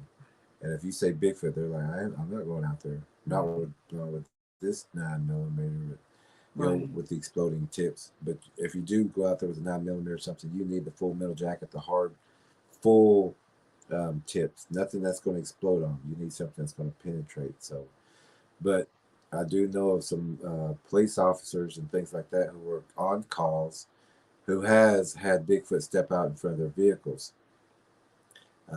They at that time they used the bathroom, they urinated, and they left the forest as soon as they made it back. And they said they're never going back out there again. And these were bigger than their vehicles that had stepped out on them. So the officials know, the police force knows, and the ones who don't know, they're they're in danger also. A lot of like state troopers, city police, and things like that. They don't if they don't know that the Bigfoots are in that area or um, hunting in that brush line where they're trying to set a roadblock, I mean, a road speed trap or something, and they're sitting in that brush, especially at nighttime. These Bigfoots are sneaking up on them. They have to know also that these creatures are out here. Uh, the DVD, Oklahoma Bigfoot Predator Watch, Antlers, and surrounding areas. This Blu-ray only. this is talking about Bigfoots and predators in this area. Although we have scouted in other states, Colorado, It's the Arkansas, same everywhere. it's the same Same everywhere. pattern. The plants may be different, obviously, but they'll do the same exact types of lines, which we've got lots of pictures we're going to show you And what the structures look that's like. also how important that DVD is because I mean we're going to show you pictures and things like that, but with that DVD, you have to have it to really understand what we're talking about. You won't find anywhere else. No other researcher has anything like this. No other Bigfoot channel. The ones, especially the ones that just tell the stories and things like that, they don't have this information, and they're also giving opinions and suggestions and things that they think. But if you don't have this DVD, if you don't have the origins of DNA and everything and all the information, that's all it's going to be are guesses. And we hear guesses all the time. We hear opinions all the time. They're all wrong, every one of them. But you can get that information for yourself and for your family by getting the DVD. Um, Now, having this DVD puts you in the offensive side of this, not the defensive side, not the clueless side of Bigfoot and the predators that are in your area. This puts you on the offense. Now you know what to look for. Now you know what to do. Now you know how to deter them. But also, A warrior instead of a victim. yes, and also in that DVD, we talk about warrior tactics, warrior ways, training, um, and that warriors are not survivors and survivors are not warriors. There is a difference. Um, a survivor is someone who just got through somehow or with hope, but a warrior got through because he or she has trained and prepared and had the knowledge to go into this. So, but the Bigfoots will set traps. They'll set traps for the highways. That car also, that car going 55 miles per hour, a single car at night, or a not highly trafficked area, the Bigfoots will actually walk in front of you, or they will use wildlife to be pushed out in front of your car so that you hit it and have a wreck. They will also, during the day, if they need be, they have herds of animals that they keep because they have groups. So if they herd up a group, they can keep that herd of deer or goats, whatever, in a area that they can use and pick and just pick and eat whenever they want to. But they'll also push a big herd out. They'll even push a herd of wolves. Um, if they need be, a herd of ducks, anything to slow you, to make you stop. A herd of cattle, they'll push cattle out in the road, and that makes you stop. That makes you. Then they show you. Then you go want to take a picture out in the road. Uh, then your car is found. Many people have disappeared this way. Don't get out of your vehicle. Don't slow down once you see these things. Avoid the animals. They're not there trying to run in front of your car. Honk your horn whenever you see a deer on the side of the road. Be aware at nighttime. When you see a deer, even out in the brush line, honk your horn. Let that deer know, I don't want to hurt you. Stay out of the road. That deer will respect that also. Bridges are ambush points. Curves, dips in the road. Pay attention to where you see a lot of wheel marks or skid marks. Mm-hmm. Or there's always, like, every night there's an armadillo going across, or two armadillos. Yeah. Some of these are animals that are pushed out to slow you down so that you will crash or get out. And They will use any animal. They will use turtles. They'll throw turtles out in front of you or even into your windshield. Be careful about that. They're going to send wildlife to have you wreck. They prefer your blood. And even if it's a accident where the patient or the person is knocked out, they still will drink that blood off of that person. If a person has a a cut or something while they're unconscious, they will still drink that blood, and then they vacate before the ambulance gets there. Drownings and things like that. If drownings happen, make sure that the bodies are checked for blood loss. They have been known to do that. Okay, we're going to do a couple of pictures here. We'll have Tracker E explain the pictures, and then we're going to do our nightly comments at the end, and then we're going to tell you what the next show is going to be and what time, and then we'll close for the night. And we can also have Tracker E say some closing words, okay. and but we'll do that after the comments. So we're going to show you a couple of pictures here, and we're going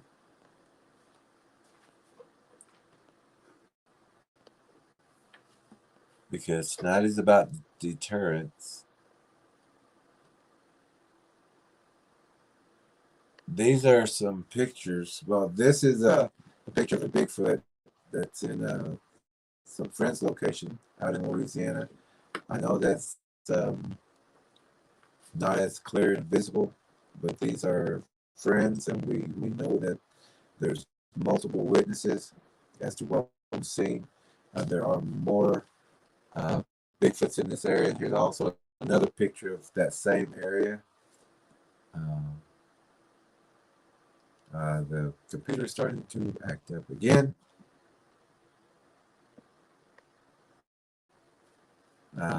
As you can see in the picture here, um, they're pointing to one, but there is actually multiple Bigfoots in this picture. But the family only spot or put an arrow on one of them. But after they also looked into the picture later, they found that there are multiple Bigfoots in this picture. More of the translucent ones were out there. And they have videos too, and some of these are still shots from videos. Okay, we'll have TrackerElla start explaining all the photos now. This is the Bigfoot in the hoodie. This one looks more dogmanish mutation with that muzzle. It had a little dog that the people had a little dog too that just really did not act right. It wouldn't even look at this thing. This thing was comfortable there and would come up on their porch at night. This is the same people that had all the dark masses that were walking in behind the car. And then if you look to the left of the photo is where another Bigfoot is looking in through that hole in their mini blinds. Also, remember, this is on a person's front porch. They caught this with a doorbell cam. And they've always been having disturbances, and Bigfoot are all over this area. And these are on their front porch. This dog, the dog, you can't see it in this photo. You might be able to see a little part of it, but its parent is a large dog, and that's the one that a Bigfoot off by their creek threw a large rock at that dog and sent it running home. And one of the homeowners turned around and looked, and it was a big Bigfoot, is how he described it, jet black, standing there swaying with a giant club in its hand, staring aggressively at him. He said he dropped his eyes and basically just waited to die. He thought that was going to be the end.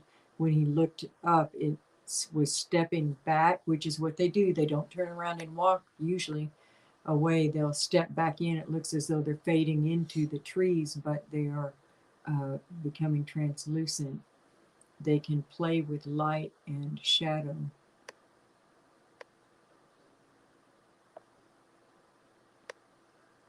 I just want to have Tracker kind of explain just real quick, because we're going to also have like a segment or a show just about the picture that we're about to show you. It's another story, but it's a story that needs to be told, and we actually can talk about the big hairy woman here. Okay. So actually, would you like to tell me? Sure. We're going to have TrackerElla tell you the story of the big hairy woman, and then we're going to get to a little more detail about that. And it was a Creek person, right? We were told by a Creek native that the story of the big hairy woman that would come into the village, and she carried a bag. She would snatch the children, put pine tar or black tar on their eyes to blind them, take them back up to her lair. And we don't know if she was the camp cook or what, but they do have fire. They do live in caves and underground. And she would put the children in there and go out to get more. Well, one of the boys got close enough to the fire that it was melting the pine sap off his eyes so that he could see. And he told the other children what to do while she was gone. They got close enough to the fire. They cleared their eyes enough to see, and they waited for her to come back. When she did come back, they pushed her into the fire, and they all made it back to the village. So we had told a tracker, one of Well, our, I was gonna say that in that story, Tracker E had told a special forces tracker. Like I said, some of the conversations and some of the people that we talked to about tracking and about things to look for, which a lot of this information, the same information that we're given to other trackers, special forces, Army Rangers, snappers, all this information is given to them also.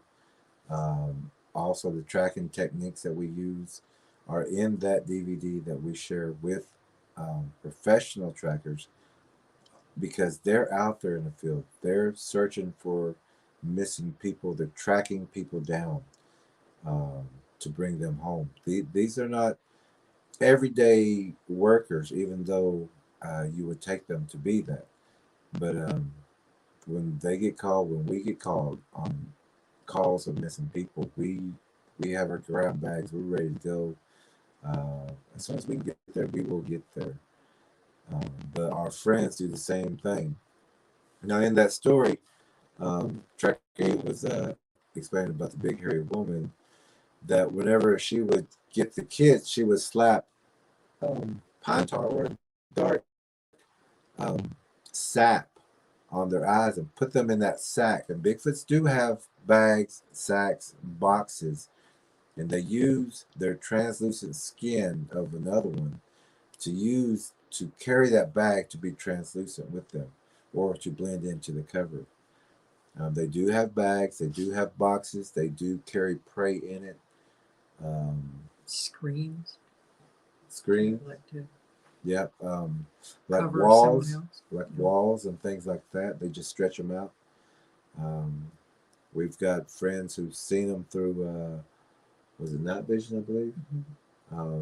Tracker K, which is Katie, she got to see the Bigfoot's carrying a box on its back, which I had a picture of it, but that was with a thermal. And with that thermal, I was going, is that Bigfoot got a box on its back? And then later, it had come up on the side, and tried to come up on our death side, but it didn't make it. But she had night vision on it, and she was saying that Bigfoot has a box, and she's looking through the night vision.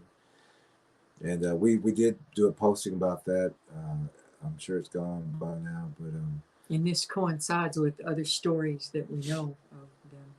yes, and there's some actual video of Bigfoots with bags on their back and things like that, but people just don't grab it yet. That these predators use these tools to cover the eyes of the people, to shut the mouth of them, to stick them in a bag, cover them up, soundproof, um, and take them away back to the caves and everything. But also in the story, the big hairy woman took the children to the cave, and there was a fire in there. So uh, all these stories, they're not just stories; they're actual recounts. They're not stories; they're actual recounts.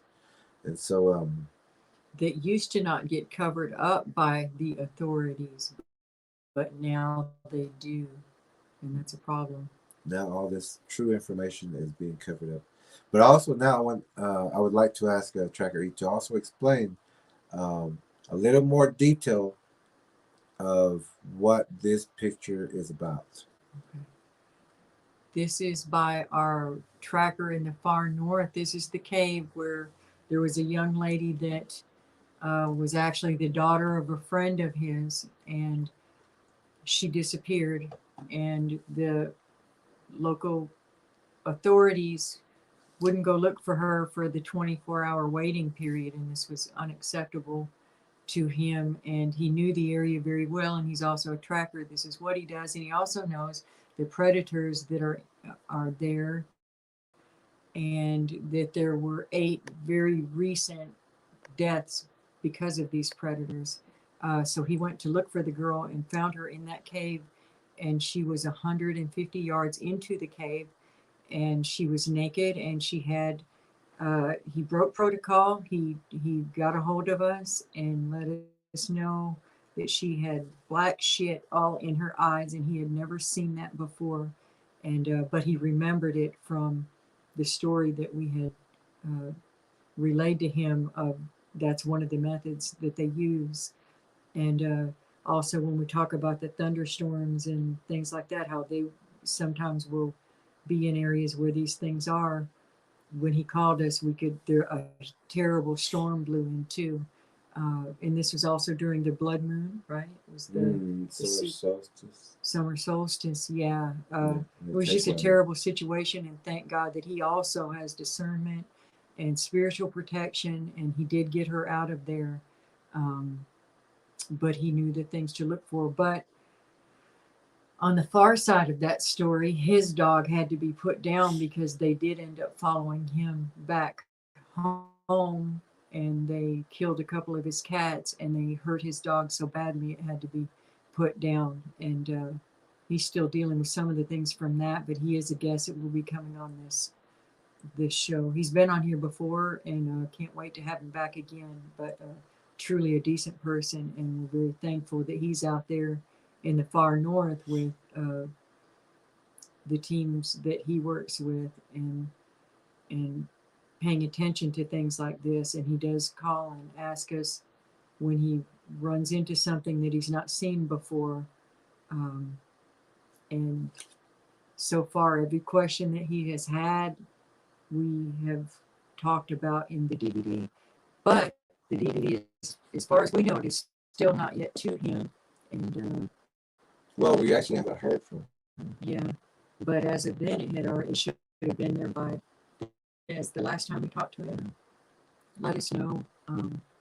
And Tracker, check in whenever you get a chance, because we haven't heard from you for a while. Yeah, we do know your situation. Information. And we do know your situation there, so give us a little heads up. Just let us know everything's good. And y'all cover him in prayer. Yeah, any of these guys that are out, these brave warriors that are out there trying to do these things and save these people, and they're making a difference. People are being found, people are being saved, but even the tracker who, as we talked about with the last photo, he also said that he has to get this DVD because the information that we've been giving him is exact. It's not an opinion. It's not a guess. And he knows that everyone who's watched that DVD knows that information is exact, and they can use that. And some have already told us that it has saved lives for them and their family. And they've told us that the reason that they watched this channel or even started, they were actually, several of the trackers that we've had have gotten in contact with us because they've seen us be mocked or dismissed on other groups, or even tossed out of other groups when we're trying to tell people about the predatory nature of these beings. That's not politically correct. And these guys know better because they're out there seeing the aftermath. They're seeing the attacks. They're seeing the bodies. And they're saying, we're telling the truth. And they recognize that we're telling the truth. And it's matching what they're seeing. And they're as upset with these stupid programs as we are, that are leading people to believe, number one, that there's still any mystery as to whether these exist, or that if they exist, that they're just harmless and curious and playing with you. Also, if you've never seen one, or if someone's ridiculed you, or if you just want to know, see the truth, it's in the DVD. You will see the Bigfoot, the translucent ones. We teach you so much in that DVD that remember, this DVD is not just going to our friends down the road. This is going to people who have activities, who need to know. It's going to trackers. It's going to search and rescue. It's going to people who need to know what's going on out there before they get out there. Police officers, retired police officers. We've got some of the biggest reviews from retired police officers or police officers who have had these things, or are able to recognize now from the DVD what is out there and where to look for. So we've gotten great reviews from, well, actually everyone. It has helped everyone. The information is so important, and it takes you back from to the beginning to now, so that you won't be blindsided. And the things that we're talking about as we progress, you need to have that DVD to understand exactly what we're talking about, especially when we talk about things like thunder and lightning. And we want to get to that point with you to where we can say thunder and lightning, and it's a common, it's a Yeah. common conversation. And the only way for that to happen is to have you up to this level, um, for the understanding, so that we can communicate. There's a lot of things that we've talked about that people had to either go research or look at, but you really don't have to. Just look at that DVD, trust it. It's all the exact information. It's ancient knowledge that no one has that we're sharing with you. It's the only place that you're going to find this information. Everything else, I wouldn't watch. And we even talk about that now. There's nothing. Oh, some of these, oh, Mm, some of these groups, they'll put up pictures and or even the videos, we'll see the translucent beings behind them, behind or them, you know, or dog blinds men, and stuff, and they're looking just at them, not. or blind, like you're saying, blinds right next to them, or And that may not be their day, but maybe it wasn't hungry that day, or maybe they know these people are going to continue to bring them food. Why would you bite the hand that feeds you at that moment, but you stop feeding them, and they will.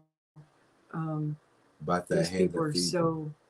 so uh, unaware of what's around them, and it's gotten to where it's hard to watch some of these shows just because It is. it's like watching the little kids, and We're like, what are you the parents aren't doing? looking, and you're at a get together, and the kids are about to get hurt, and you just You just know it. Oh, so and we cut down a lot yeah, on the things that we watch. and Yeah. then whenever you hear, like on the 411 or something like that, of how the people came up missing, or the scenario of how that came to be, you need to learn all these traps, all these techniques that the Bigfoots use. And like on here, you're learning the deterrence, you're learning the fears and things like that. Um, I also want to tell a story in just a minute about two different teachers that this pertains to, but I also want to talk about for a second thunder and lightning. These groups of Bigfoot called thunder and lightning. Today we had a rainstorm come in. Um, we actually let thunder attempt to come into our area, but we wanted to make sure that thunder and lightning, these groups of Bigfoots, know that we are also in our area now. So the rains came today. Thunder and lightning. Thunder was hitting pretty hard, Hmm. and we didn't use the alarm this time. We've used it before. That was to push them out of the area. That was to let them know we know you're here. Beep beep. When they did the thunder and the tremors and everything and the lightning sound, we used that technique that we've been teaching to do, and it pushed the Bigfoots out. They went to the other way. We haven't had a severe thunderstorm or lightning storm here, which is known and common in this area. This exact area is known, and we've been warned about it, but we haven't had it because we deterred them. So today we wanted to see if they know not to come to our area. So we took a little walk today during the rain. When the rain was pouring down, we were out there in the woodlines. We were checking their traps. We were very stealthy, moved tree to tree. We didn't rush. We found more signs, more traps, and everything. But we do know that we were being watched. We could tell by all the structures and the blinds in the area that they are in the area. We found waste from them. We found urine from the areas. We found their bedding areas. So we know that because it wasn't a vacation, but we went to go help friends with track and locates. If you've been paying attention to this channel, you know that the whole last week and everything was real busy with a lot of different spots that people needed us or wanted us to track with them. So, 3 weeks. 3 weeks we were gone. we were gone 3 weeks helping in different areas, Louisiana, Mississippi, Oklahoma. We finally made it back in, only to find that while we were gone, they've been working Just that fast. that fast. And so we let the thunder, we wanted to see if they were going to come into our area. So we were out in the rain waiting for Bigfoots to see if they were going to come into our area. They came as far as across the road in an occupied area with the high brush line. We could hear them over there. We waited, and then we heard them a little further up and a little further up. So they went around our area. It's not hard to do.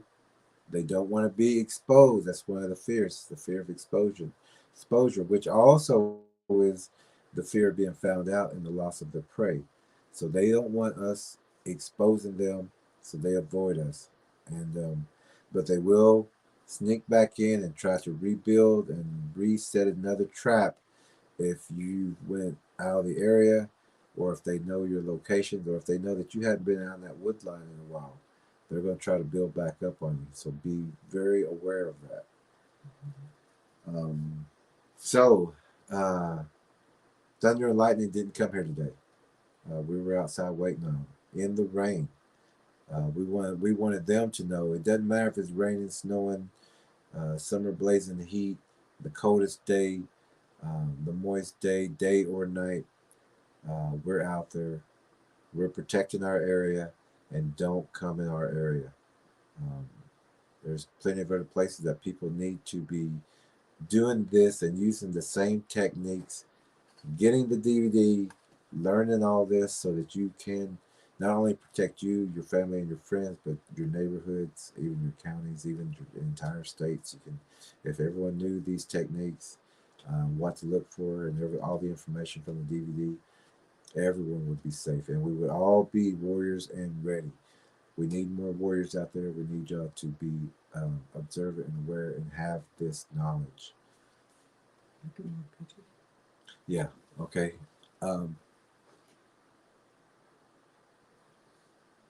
okay. We'll do that. Then I'll tell the story. Oh, how are we going to do it? I was just going to. Also, um, we're going to share this picture also. Um, this is the same area where all these the Bigfoots were, um, with a hoodie on the front porch around that car. The family had made us a medicine protection. It's got the 4 colors. It's an eagle feather, and it's held on by leather. But when we went to the family to give them a DVD, because we tracked in their area, some of their stories are on there on the DVD. They know what we do. They trust us, and we trust them. And every time we go and visit them, we don't have to say why we're there or what we're doing, because they start bringing out the photos, the videos, and they know that we're there, and they know that they can talk to us, they can show us, and that we see different. We know what those blurs are. We know what those shadows are, We believe them. and that we believe them. And many people have told us that we had all this going on, but we didn't have anyone to talk to. We didn't know who to tell. No one could help us. But now that they know us, whenever we show up, and after we have talked with them and documented things, they did learn how to use night vision tricks to get photos, and that's why you're getting photos and videos from them now. Mm-hmm.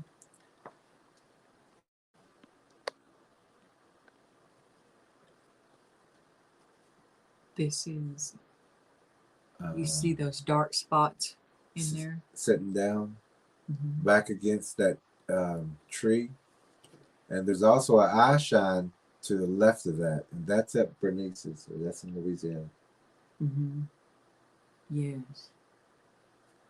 And this is that coyote that we told you how they'll run the animals out in front of at the ambush spots. Like when you get to a little bridge or a crossing area, they'll run small, well, it doesn't have to be small animals, but usually it's small animals out across just to slow you down or get you to stop. This coyote pup went across and back again. And then a little while later, we came back with a different vehicle and it came out again. This is at the bridge where there has been the stench of the Bigfoot. The girls could hear the sniffing. They got out of there just in the nick of time, and just an ambush spot, a very clear ambush spot. Yeah, the road came down into like there, and that's where the low bridge is, and that's also where that coyote pup come up. And you know, we're showing that picture, and a lot of people said, "Oh, that's a cute coyote pup." And some people would say, "Oh, I would have stopped and I would have stopped and picked it up, or I would have took it home. I would have." And that's what they want you to do. They want you to stop, get out of the car. Mm-hmm. They want you to break your threshold right there, right where they're waiting for you, right at the trap. And then we went across again. Another time it had an armadillo. Yeah, yeah. There was an armadillo the next time. We've been at other locations where it's a little rabbit will keep crisscrossing, you know. Baby rabbits, same one comes out, comes back.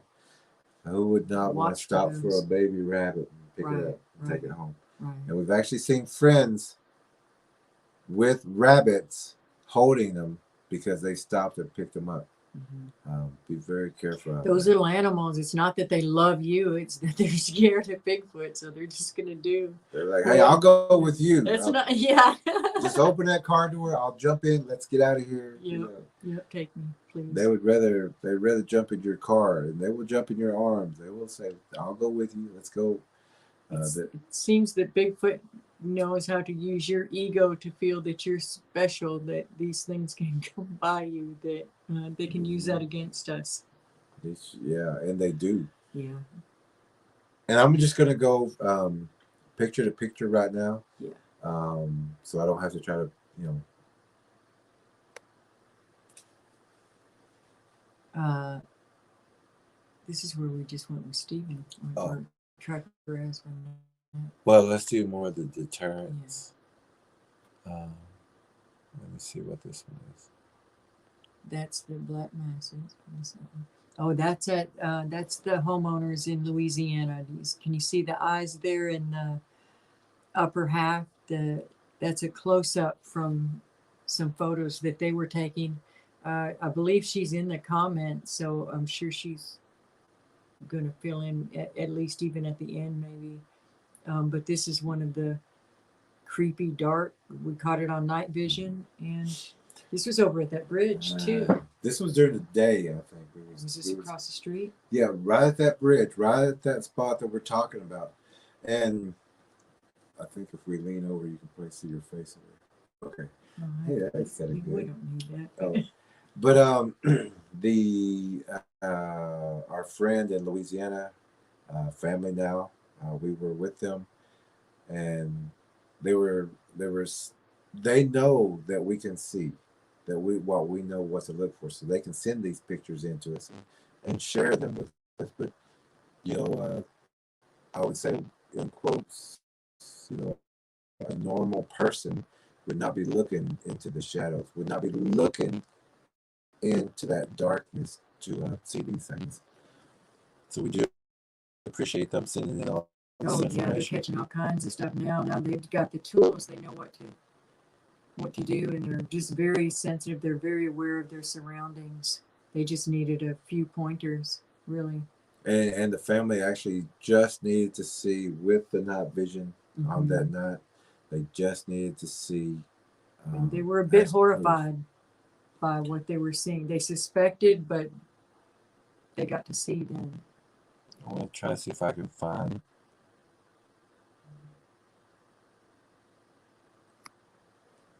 No, that's different.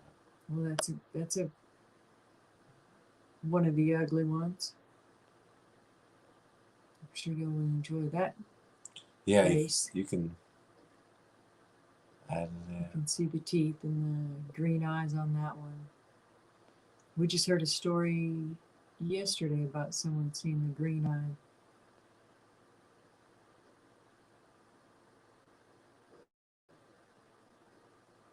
Ah.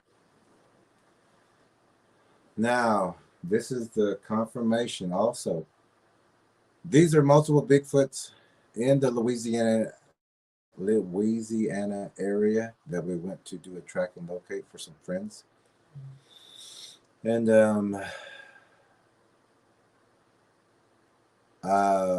there was multiple Bigfoots surrounding this entire town. Yeah. It's not a big town. Mostly just a couple of houses, really. There's a depot there. But and this is just one picture. This is not all of the ones that we caught with night vision and thermals at night. This is just one section of some multiple Bigfoots that were, what, 10 foot probably away from some of the youth who were taking thermals at that time. If you were just looking with your bare eyes, it would be total blackness. Yeah, you wouldn't be able to see anything. You wouldn't see all those eyes. Yeah. And these are night vision photos, but I just wanted to skip down to show you that one really fast.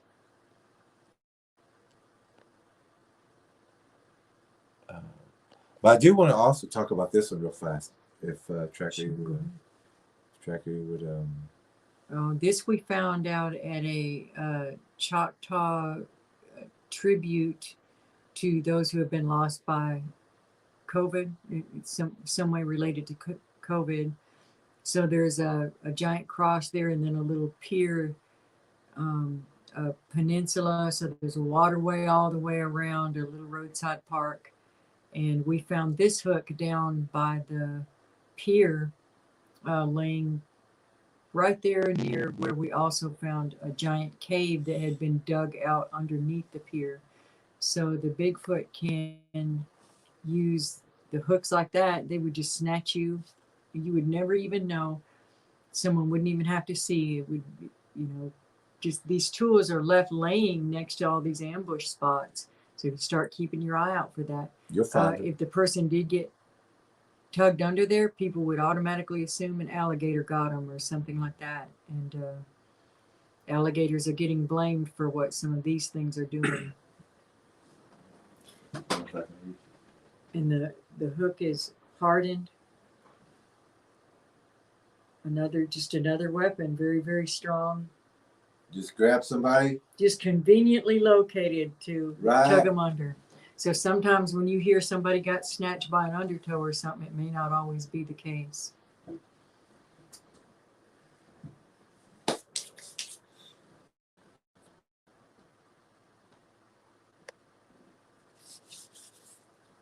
This is an example of bows. Exposure. Yes. When the saplings are bent over like that, that's one of the indications, that's one of the signs of the Bigfoot being in the area. Trees don't just do this on their own. They're oftentimes way down on the top end, so that they'll take the form like that. We've seen them as small as just your thumb, all the way up to, probably 24 inches around. That breaks and bends the trees that they will destroy.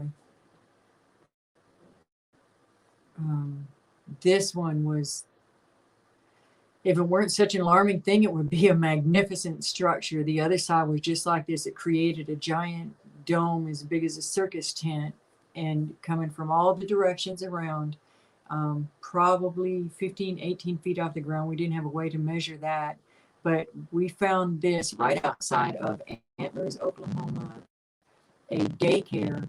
You could hear children playing in the background, and here's this giant structure, blinds, footprints, bones, feathers, all that right around where this walking track was and where this children's daycare is.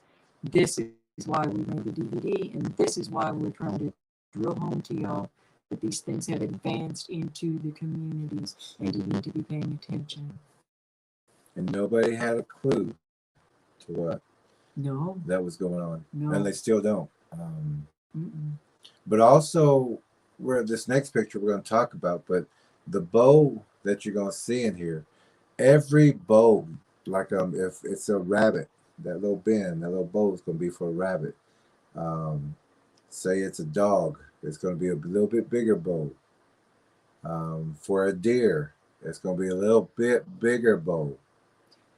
Now, for people, you're going to find bows to funnel people through. And where was this again? Same place? That one was in Louisiana. No. This was the first boat that we went to the park. I got my what? Tennis shoes I always on. think this is one where TrackerElla. Okay. But So this, that's in that same area near the blinds. yeah, or that big structure, they're in the same areas. This is designed for someone 5'9" to 6 foot. Most of the people in this area are right at that height. So this one is planned for people. And we honestly see so many signs that it gets confusing after a while of and a lot of them we don't even document anymore because there's just so many. Well, not confusing, but we. No, well, as far as the location of where it was. Okay. As far as yeah. where we've taken the photo, There's so many that it's hard to keep up sometimes in which location. Louisiana, Texas. You're a lot better at that than I am. Oh, that's another picture. Let's see. Oh, There's just a big old footprint right there by that daycare. Right They didn't even try to hide it. They're just comfortable in that spot, probably going to raid the dumpsters, cafeteria dumpsters, and things like that, and just watching those children. And if nobody knows, nobody goes back there. We're probably the only people that went back into the wood line and tracked through there. If they know that nobody's back there, that you'll find fully formed pathways, big prints like this just out in the open because nobody knows what to look for. So these creatures know that. They will go drag the trash off into the woods and dig through it. This is a blind that the tree is bent over like what we talked about, like this, but it's facing this way. They'll snap a branch downward so that it's upside down, and that creates, kind of like a broom would look at the bottom. And then that just gives them a spot to hide behind. They can weave in other branches. And they will use that blind. And when they blend in with their black coat, you will never see them. Just more examples. So when you go out there in the woods, and we'll hear people saying, I've seen those all my life. Well, now you know what you're looking at. Now you know what you're looking at. That's one of the larger ones. That's another one in the same area. So don't think that they're just planning on running you through one area. They have multiple trap areas. If a person runs off in this direction, there's a trap over there. Person runs off this way or that way, this way. There's traps in each direction that you run. So, but you're not going to run anyway. But it's as warriors, we don't run. But if a normal person who doesn't know this, they would run off into these things and under these things where these Bigfoots have set the trap. If you don't know, but that information also. And a lot of times they'll have the other, what we call tree line skirting, where they will push they'll weave the forest basically. So they're building corrals and chutes to funnel you into these things. kind of like when you go to the store and now the way they have the racks to get you through there like a little maze. Same concept to weave you up to the front. There's a good example of tree line skirting. See how they bend it over and weave it. So if you watched this spot and you came back, you would see that incrementally this is going to get filled in more and more and more. They will build entire walls of foliage, also in areas that they want to keep you out of or to hide their bedding areas behind or their ambush spots.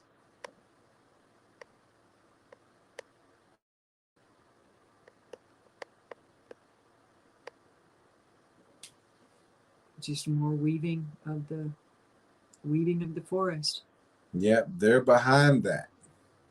They build that skirting up so you don't see it. They use those vine stickers, any debris, any extra sticks that may be around to build that skirting up so you don't see them.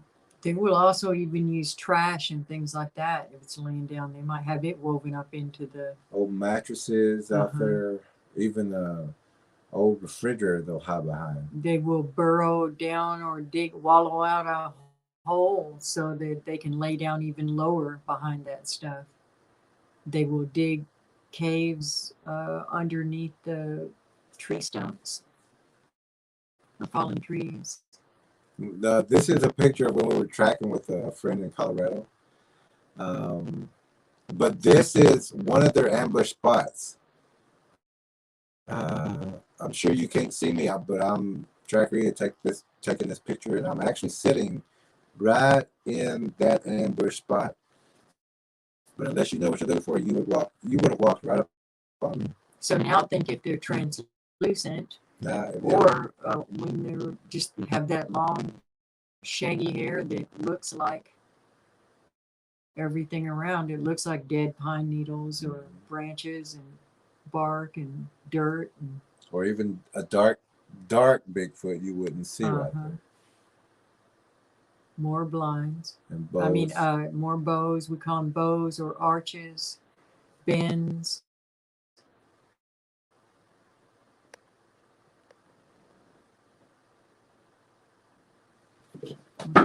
This is another bow that's pulled over. We call, and sometimes let's see. Go ahead. Oh. Same thing, just all through the forest. Look for the lines that aren't up and down in the forest. That's a bend in East Texas. Showed up overnight in a big tree like that. So you'll get people that will they tried to say this photo was hoaxed and that it was from those fallen trees there. That is not what happened.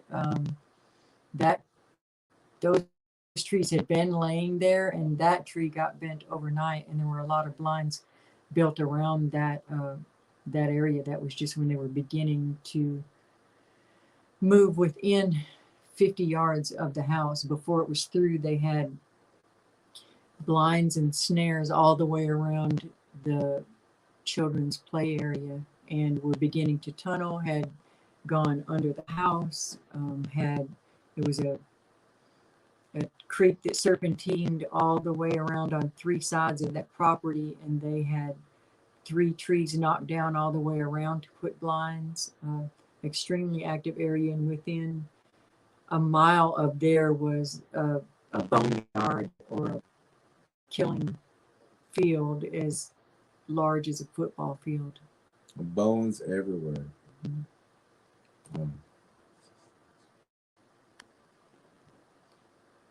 More of the bends. And you're going to find this with Bigfoot activity. There they are lower. Different size.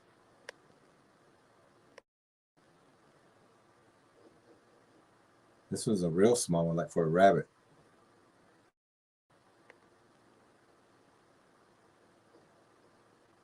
Interweaving.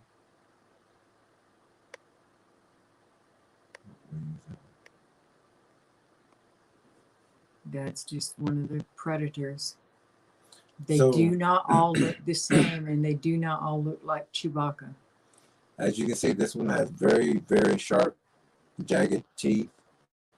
You can see the eyes and the outline of the face. But expect to see things like this. Don't think they're all like Tracker was saying, Chewbacca and Harry and Henderson.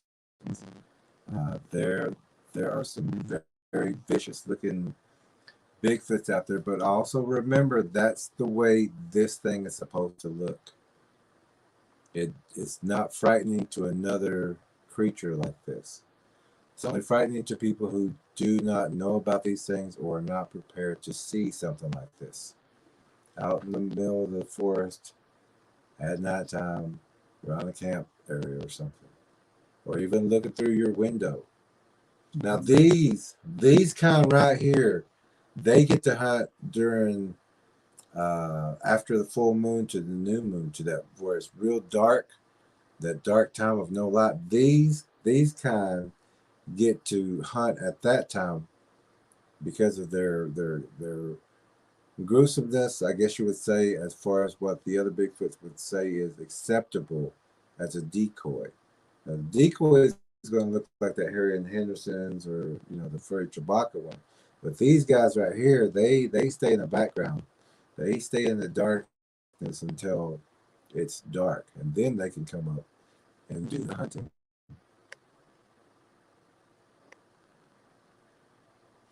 Look there at that dark spot. You can see two faces stacked together. They will hide. You'll see a partial face and a partial face. They'll stack up. They'll dog pile, and it breaks up their silhouette so that you can't see them as easily. Yeah. For instance, if one of us were peeking over the other one's shoulder and just with one eye around the other one's face, that's the sort of thing that they will do. And we'll show you an example if it's all right with TrackerElla after this. We'll show you an example of that. But also, actually, I think we got a photo of that somewhere. But actually, this is what we're talking about also about that skirting. When they weave it up, it breaks up the silhouette. Now, everybody thinks, oh, that's a dark spot, or maybe that's a little bush or a shadow or a stump or something. But these Bigfoots use it, and they count on your reasoning. They count on your mind to change it to, oh, that's a stump. That could be that could be a bear. That could be a brown dog sitting there. Which in the DVD we do talk about things that they look like and where you're going to find them. Here's another example of one. This is one we caught in. This was at the Choctaw. Yes. Stickball. When I told you where the blind was right there at the Choctaw Stickball Stadium, I took this picture. You could feel them in there, and took this picture. That's what was in there, in the middle of all that kudzu. That's another picture of it. Mm-hmm. Yeah, that's just with the contrast pulled out, and there is never just one. But it was maybe 50 yards from where the blind was at the parking lot. Very close to all the children and the people who don't know. That one is hard to see, but Yeah. It's several faces. That's a good example of how they stack up. So there's several of them back in there, and then that's why people are like, "Is that? I can't tell. Is that just leaves, or is it? It's very confusing the way they do it. They play with shadow and light." I'm having trouble seeing that. That's the one in East Texas called Chiclet. Oh, Chiclet. Yeah, zoom in there in that dark spot. Look at those teeth first, and then you'll be able to fill in the rest. The teeth that look like chiclets, and then you'll be able to fill in the rest of the face.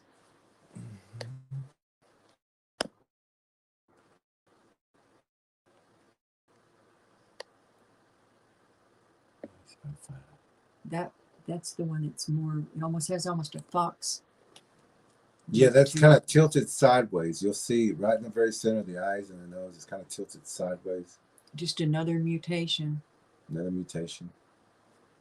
the more DNA they have of particular kinds of animals in them, they will pull out more characteristics of those animals. So that's how you get a dog man, a lizard man, a goat man, you know. I can't see that one. This is also in East Texas. Tracker, when you tracker these photos, but those are Bigfoots in the back area, looking around that tree. That's also a Bigfoot path. It's matted down that they use as a runway behind the trees, and you will find that. And that's also in a DVD of what to look for and where to look for them. And Bigfoot will use spider webs. There's a structure, caves. Is that the one with the? Yeah. This is also one in East Texas. In the. It's like a nest or a. Yeah, this is just built up with. It started out with a sapling, bent over, and then they just filled in incrementally and covered it over with pine needles. And this one was big enough for me, easily to go inside of. And it's where we got a very large knuckle print. If you picture a gorilla putting their knuckles down, a gorilla like this, the print is where to go. The print is about this big of them putting their knuckle down to crawl in under that structure there.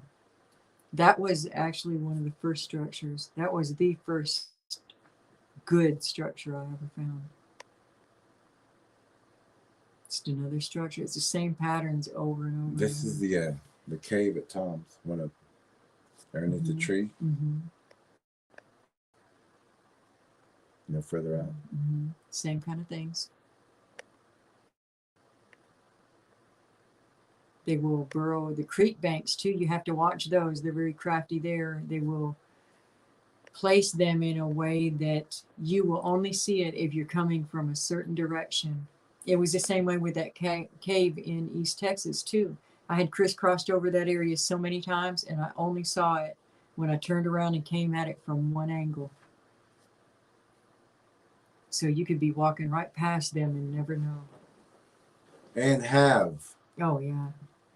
Everyone has. And we cannot kid ourselves, especially in these parks and things like that, especially now. They're everywhere now. You can find them, and especially with the DVD. It has so much information on where to find them, how to find them, what to look for. Like some of these photos are in there, especially like this one right here, one of the last ones. You will find that picture also in the DVD, as far as when we went into some of these areas, these ravines, to show you, which we don't recommend anybody doing what we did. We were professionals. We know what we're doing. Well armed.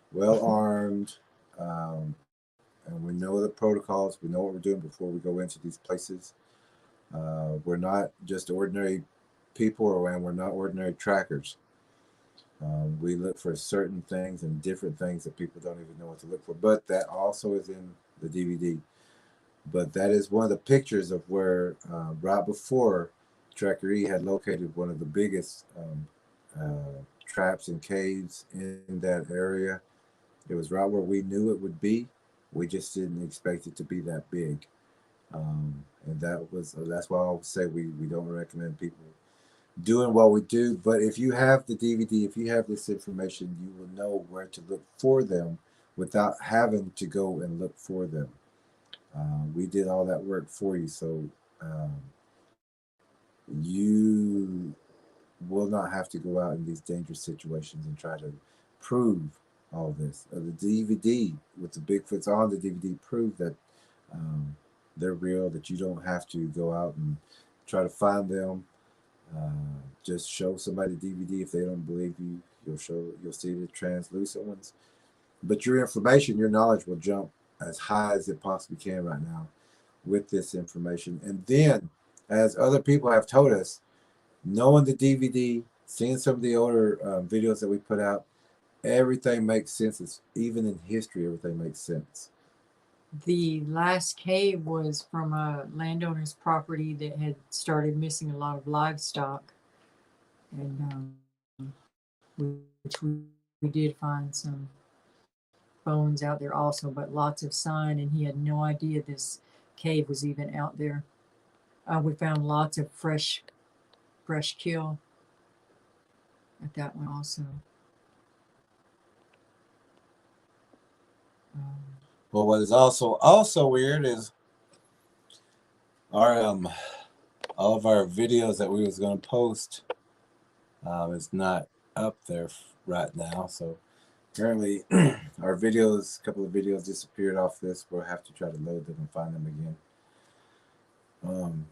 So tonight we were talking about Bigfoot activity, and we showed you the structures and things to look for. We also talked about deterrence on things that you can do now to deter Bigfoots. And I would say go ahead and start all these deterrents right now, even if you don't think that you have Bigfoots. It's better to be prepared before they get there. And if they are already there, you will know what to do on how to deter them and get them out of your area. This doesn't help your neighbors. It doesn't help your, your community unless you share the information with them. We can't be in everybody's community.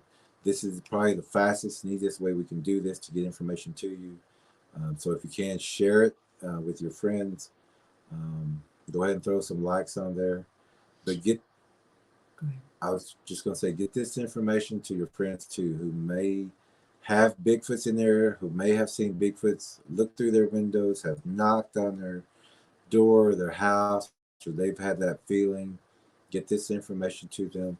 Get the DVD, share that with them if you like, or have them get their own, because you need this information. And people who are having these activities and encounters right now, we're helping them to deter, and we have deterred them. So our techniques will work for you also.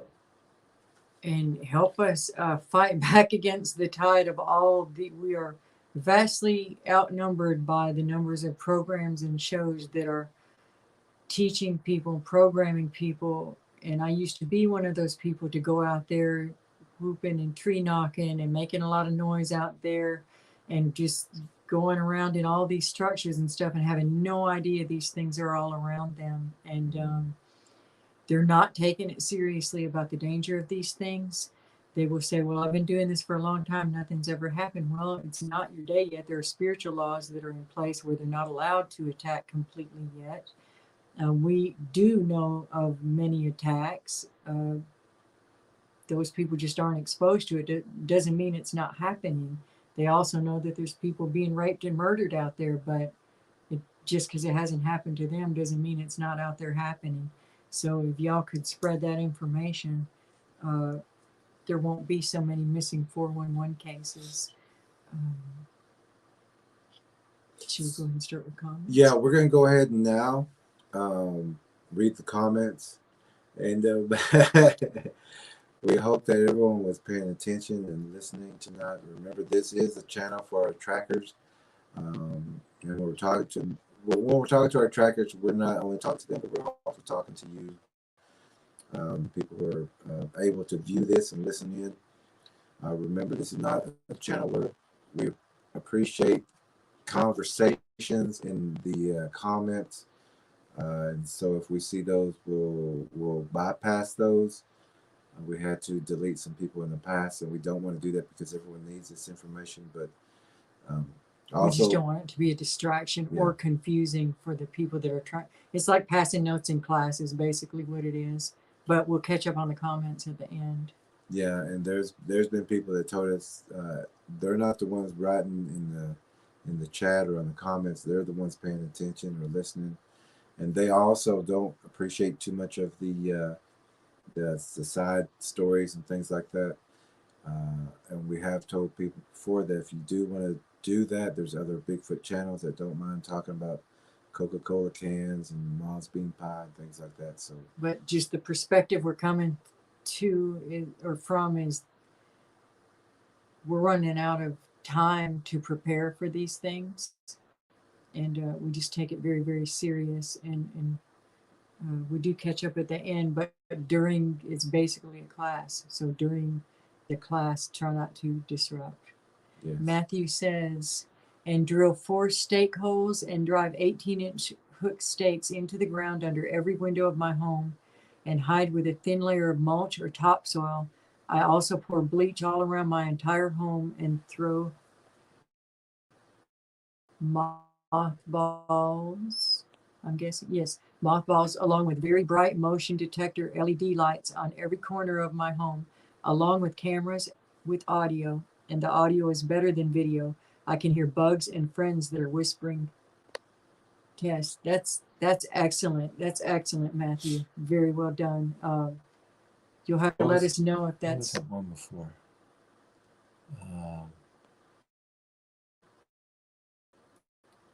something must have happened to have you be doing all of these things. Hey, Charles, we see that. Sorry, we're skipping around a bit in the comments. Yeah, the thing is, it's acting a little goofy. Yeah, it jumped from like the middle, so now it's backed up to the beginning. So. Oh, okay. Charles, good evening, and halito, my friends. Hello, hello. Charles says hello, halito, halito, bro. Your DVD's on its way. Yes, it actually may already be there. Yeah, it may have already arrived, and we hope it has, Charles. Carla says hello, everyone. Hi, Carla. Hello, Carla. Good to see you. Good to see you and hear from you. Oh yeah, this is whenever we first started. Okay, that was back at the beginning. Steve Walden, loud and clear. Good. Steve Walden, thank you for that information. Carla, they are easy to miss and dismiss due to being so fast or super slow. That's a really good point. You're exactly right. And one of their names is Blur, mm-hmm. because they do get that speed up. I've seen that blur. Many trackers have seen that blur. I've seen one blur straight up a tree, mm-hmm. That fast, and I was like, I even said that looked like a blur, as far as seeing that dark shadow so quick, just mm-hmm. going by. And but your right eye will catch that. Yep.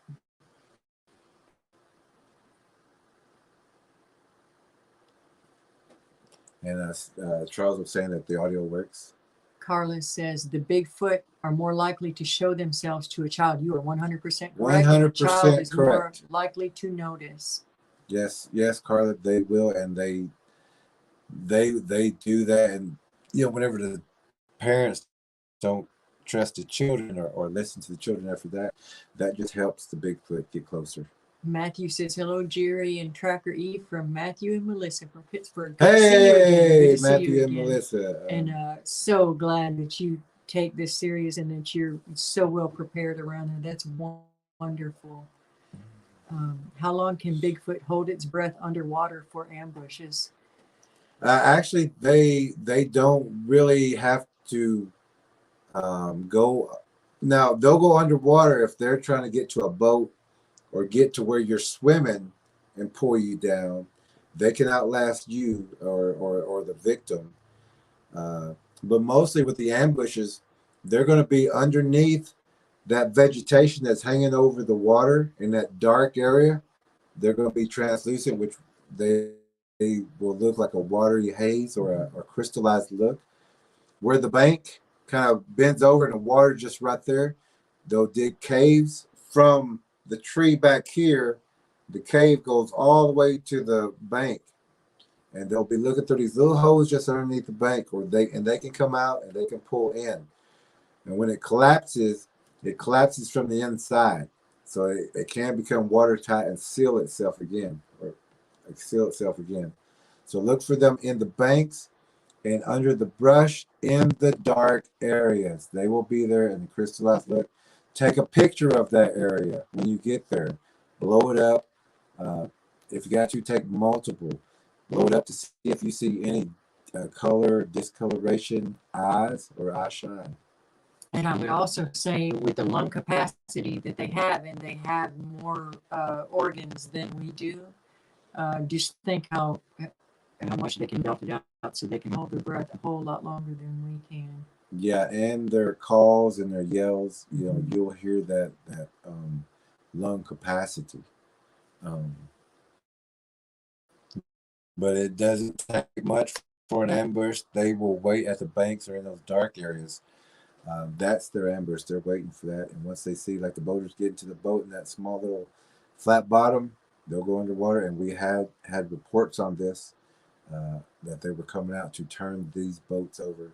But luckily, the people had listened to the grandmother who was getting information and sharing it, that she had told the grandson that, or the son that, now this may sound like your grand or your mother's crazy, but just at least listen to me because I know you're going fishing. And so she warned him. She told him what to look for.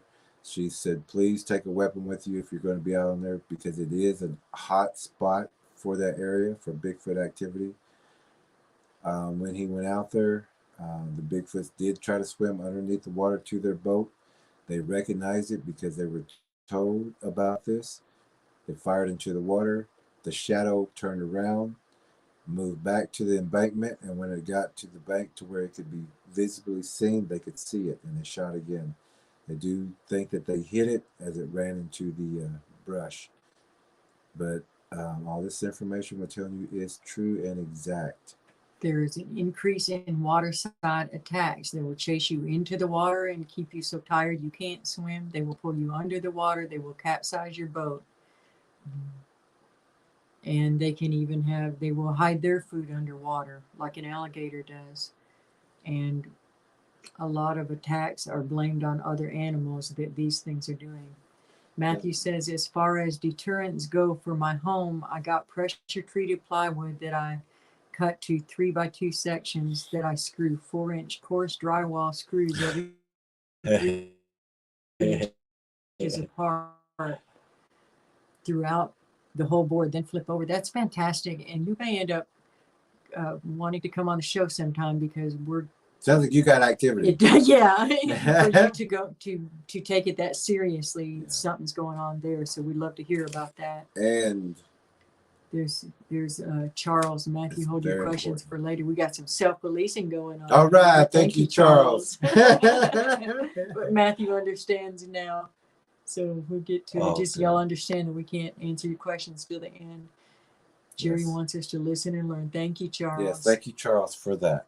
And thank you, Matthew. Matthew, your information is good. Oh, this is one where we're catching up, where he put the bleaches. Yeah, we already read that one then.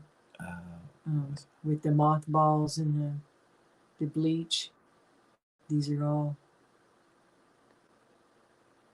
very good. I will be buying the DVD on the 4th or 5th with Cashapp. Good. Very good, Matthew, because it sure sounds like but we're real glad you're that far ahead of the game too. So fantastic. Yeah, already using deterrence.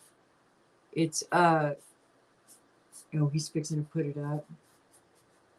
Yeah, you're a quick learner, and we're interested to hear too.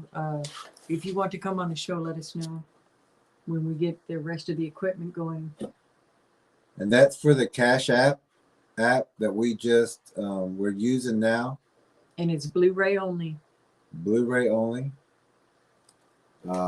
We've been using PayPal, but some of the people forget to release the funds after they receive the DVD, so it sits in there for 21 days until it's released. So we've been kind of we don't want to make it difficult for anybody, so that Cashapp will work. Be a little faster. A little faster. Unless you put sending money to friend. Oh, that's for the PayPal. If you just send the money without purchasing a DVD or anything like that, it comes straight through. Of course, we mail it out and we send you the tracking information. And we take a picture of it. We send it to you as soon as we send it out, either that day or that next morning, just to let you know that we're going to track it too, just to make sure it gets to you. But you will get it. And you can use that Cashapp now. Oh, okay. Matthew says, pour bleach in your trash can. That's right, Matthew. Very good. Yes, and wherever you find where they've been sitting, pour bleach in that spot. You want them to know that they've been sitting there. And they don't want to sit in bleach. They don't want to sit in any clean area. They don't want to smell clean. They need their scent for prey to to sneak up on them. Mm-hmm. And Carla says the Cash App is in the description. Thank you, Carla. Oh, good. Thank you. I was hoping, actually, earlier when we couldn't see the comments, I was thinking, I hope some of the regulars will do exactly what they're doing. Help us out. Charles says, Matthew, the Cash App in the yeah, y'all got it going. All right. Good. Thank you for helping Thank each other. y'all, Thank you very much. Free the People, I love the name, says, I love these two special people. You guys are awesome. I have learned so much, and I will be buying a DVD soon. God bless. Well, we think you're awesome too. We Free the people. Here. Yeah, love the name. We agree with you. Truth is freedom. Matthew says, got the Cash App address. Thank you. I will be ordering DVD on the 4th or 5th. Good. Oh, we thank you too, and we can tell you'll take it serious and that you will teach people in your area. Yeah, and with the deterrence, you'll be saving some lives. Oh yeah, and like we were saying with the deterrence and the things that you're already doing, we know this DVD is going to help you.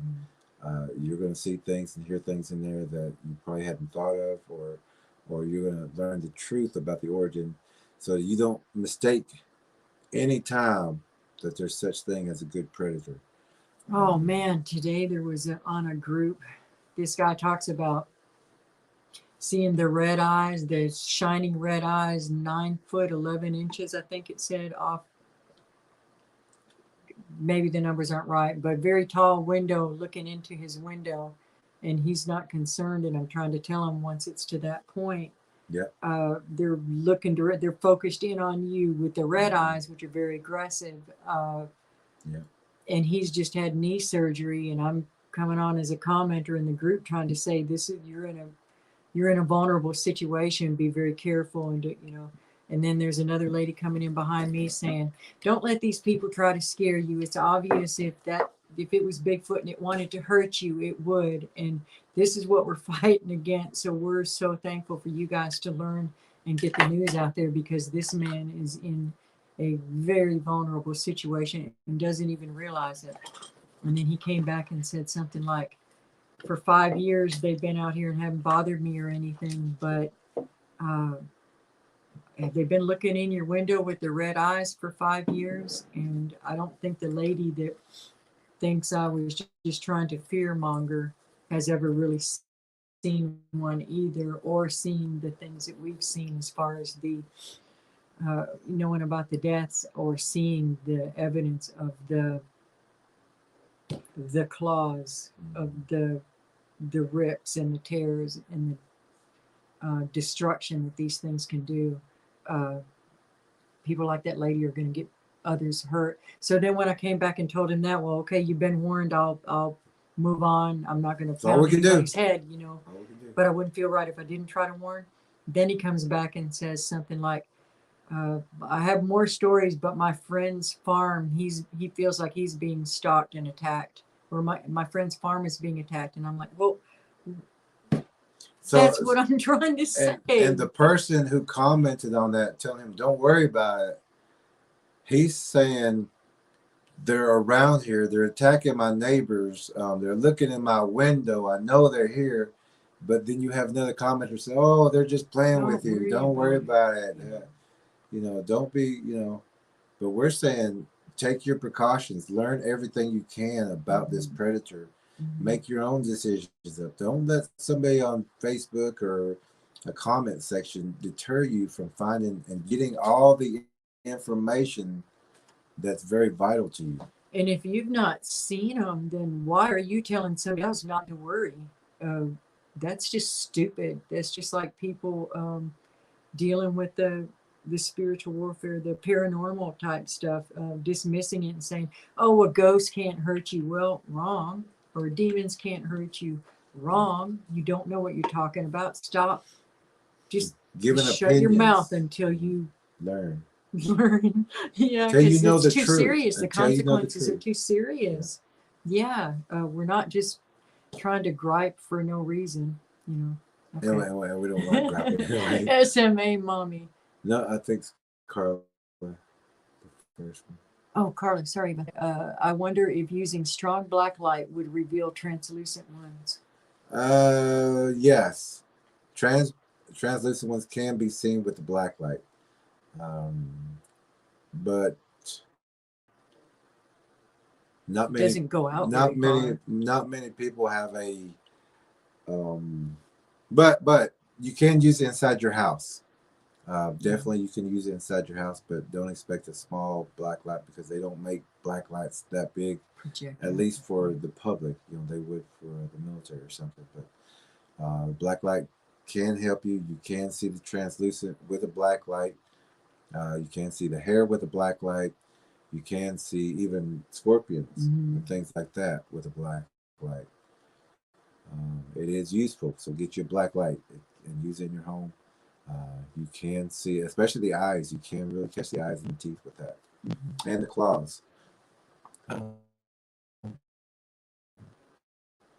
SMA But we'll Mommy. review the translucent too. SMA Mommy says, just ordered the DVD, sending blessings and prayers always. Thank you for all you're doing. See you next time. Thank you. We appreciate it. We'll get it out to you tomorrow, young lady. SMA Mommy. We always love hearing from you. We absolutely do. We're always thinking about you. Matthew says, I got one of those high-powered laser pointers, going to modify it to be even stronger. Good. You are a MacGyver.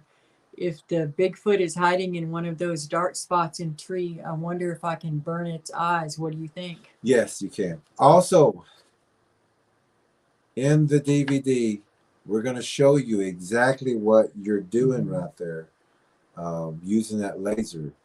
Because in the DVD, we show on a night observation, we got it on the thermals. Because on the thermals, you have to look, and when you get the DVD, look at this. You're not going to see anything really there, but you have to look at the baseline. This will be a lighter color, and then you're going to get a dark blue one.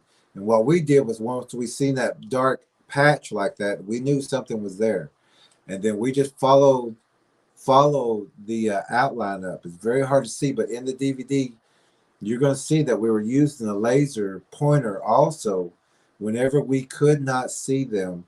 And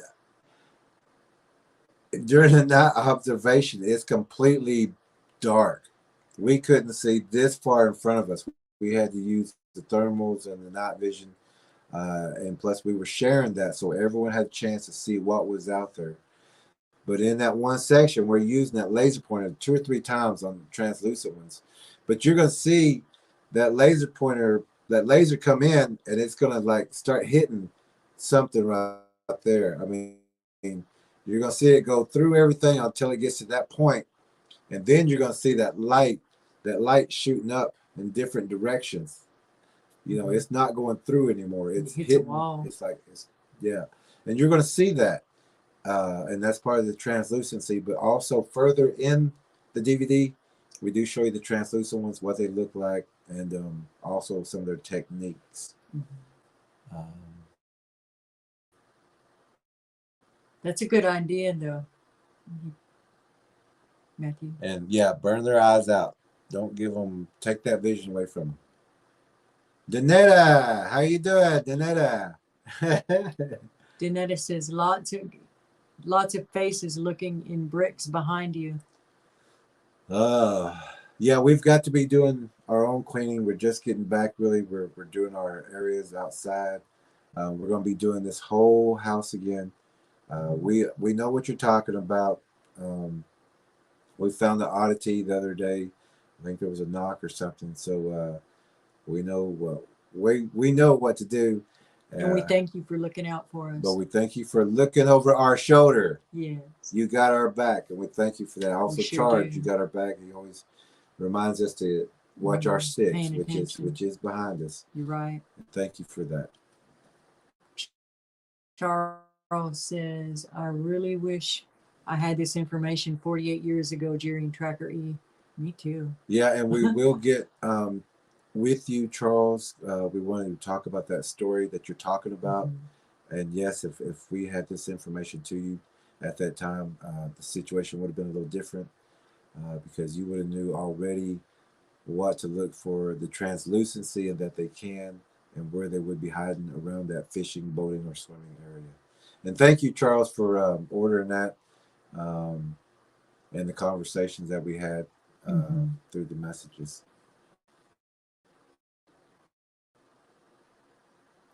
Danetta says, thank you. People need to understand what's going on and start listening to helpful protection that you are sharing. We agree and thank you. And thank you for sharing and getting these words out. Also, we know that you also have the DVDs so that you can help other people in that area. You know what to look for. You've seen the translucent. You've seen the Bigfoot. You know part of the tracking. That DVD does show you and give you all that information. So um, we're going to start having a lot of different conversations once people get the DVD.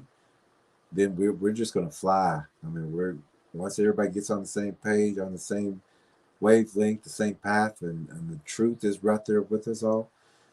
You're gonna be deciphering everything just like we did. You're gonna see things and put everything in order and understand how everything has worked up to this point.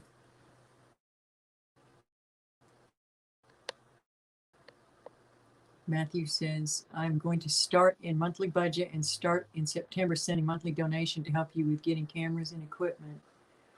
I really appreciate this channel and how awesome you are. Wow, I got goosebumps. Yes.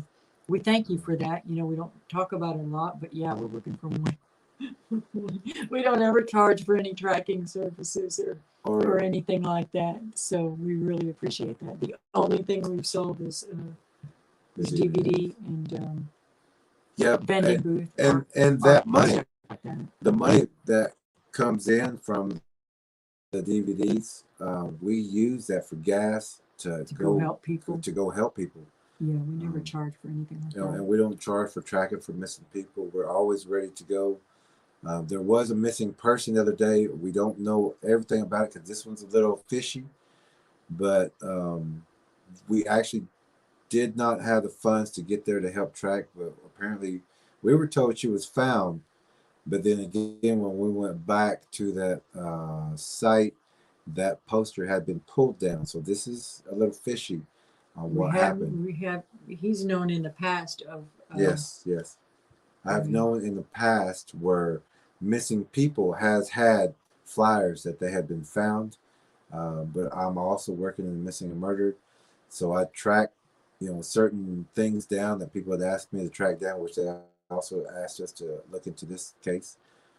But I did find that they put up a flyer of that she had been found, but she wasn't found. I did track her later. That we did find her, and the parents and everything is okay with that. So, but we have been, and there have been flyers of missing people being found when they haven't been. But after that flyer comes up, people quit looking. Exactly. But so thank you. We would like to double check on that. And Matthew, that's very, very kind of you, and God bless you for that. And God bless the people, all of you that have been, and even just your words of encouragement means so much, and covering us in prayer also does. Yes. Jeremy says, "Hey y'all, Jeremy in Alabama." Hey Jeremy. Hi Jeremy, and I know you're listening, Jeremy. We love Alabama people. Yeah, Jeremy always says, "I'm listening." Yeah. Jeremy says, "I remember it's on the side of the road with its buddies." Jeremy in Alabama. Oh, great, Jeremy! I'm glad you were listening, and yes, that's where they'll wait for someone to slow down or stop. Don't look at the decoy. You got some big ones in Alabama. Yes, 20-footers at least we've got reports on, and multiple in the area. I ran into one of those in Phoenix, Arizona. Oh, wow. Oh, wow. See, a lot of people think, too, like the desert doesn't have any, but they go underground. There are plenty of caves in the desert. There's the Navajo people, the Dene will tell you they are over there in the desert with them. They come down from the mountains, the Rocky Mountain areas. They steal the sheep. They even like rape the horses and things like that. There's a lot of missing people, and a lot of people walk on those highways and things like that, especially at nighttime. So there's a lot of missing Navajo people in that area.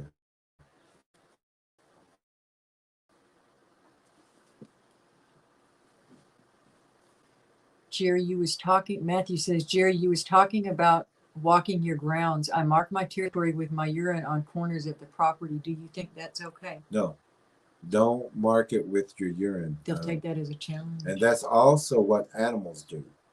You're not an animal. You don't have to mark it like that. You mark it with man signs, symbols. Make a picture of a Bigfoot with a gun being pointed at it or something. They understand those symbols and signs. So X's, we put X's out too. we put X's up, so don't pass through here. We put we even put things out to see if they move.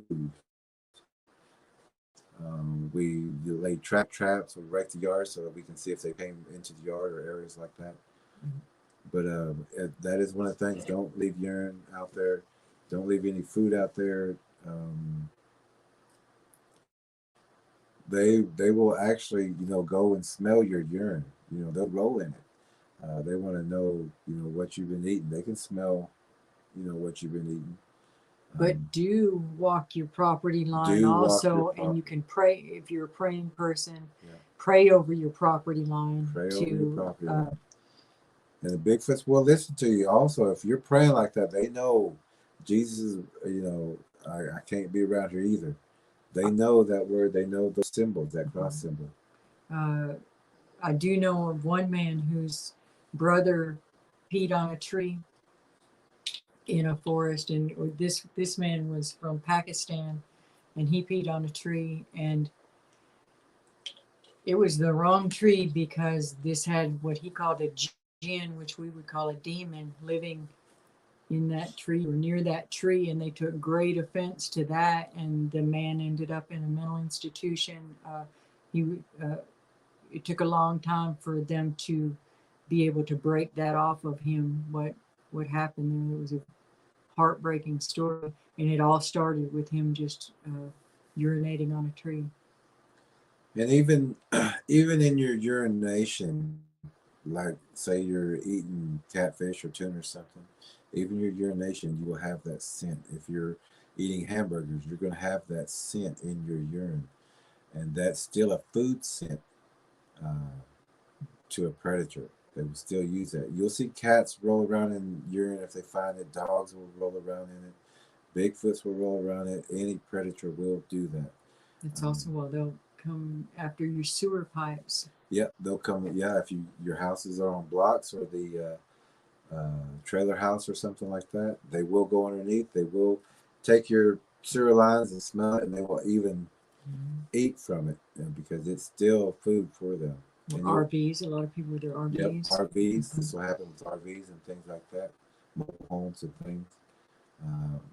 That noise underneath there, that the rock of your trailer, those are Bigfoots out there underneath it or on the side moving it. So be aware of that.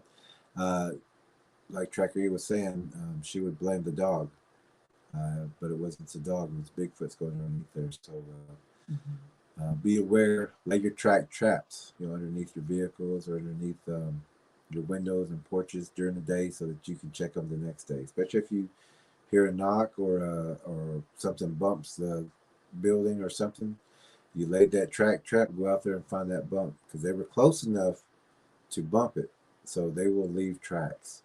And people will say they're just playing with you. They're not playing. They're training the juveniles how to hunt, how to stalk you. How close can they get, and how stupid are you? Are you going to chase them back into the woods? Are you going to come outside? Do you have a weapon? Are you going to respond, or are you completely clueless and don't even pay attention to anything that's going on?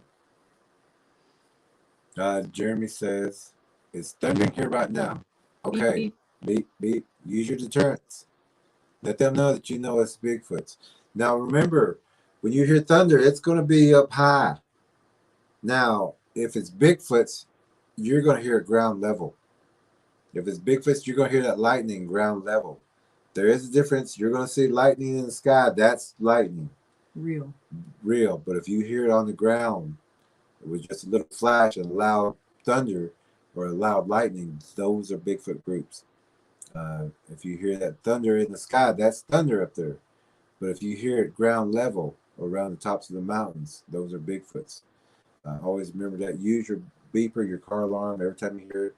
deter them, they will back out and back away from you. It has worked multiple times.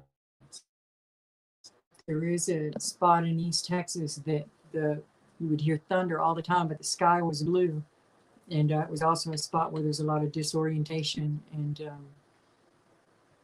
that's just another And example of an anecdote 100-yard boneyard. yeah. J.R. says, did Native Americans copy Bigfoot's teepee structures, or did Bigfoot copy Native Americans' teepee structures? Well, teepee structures are only because of catastrophes that happen to the people.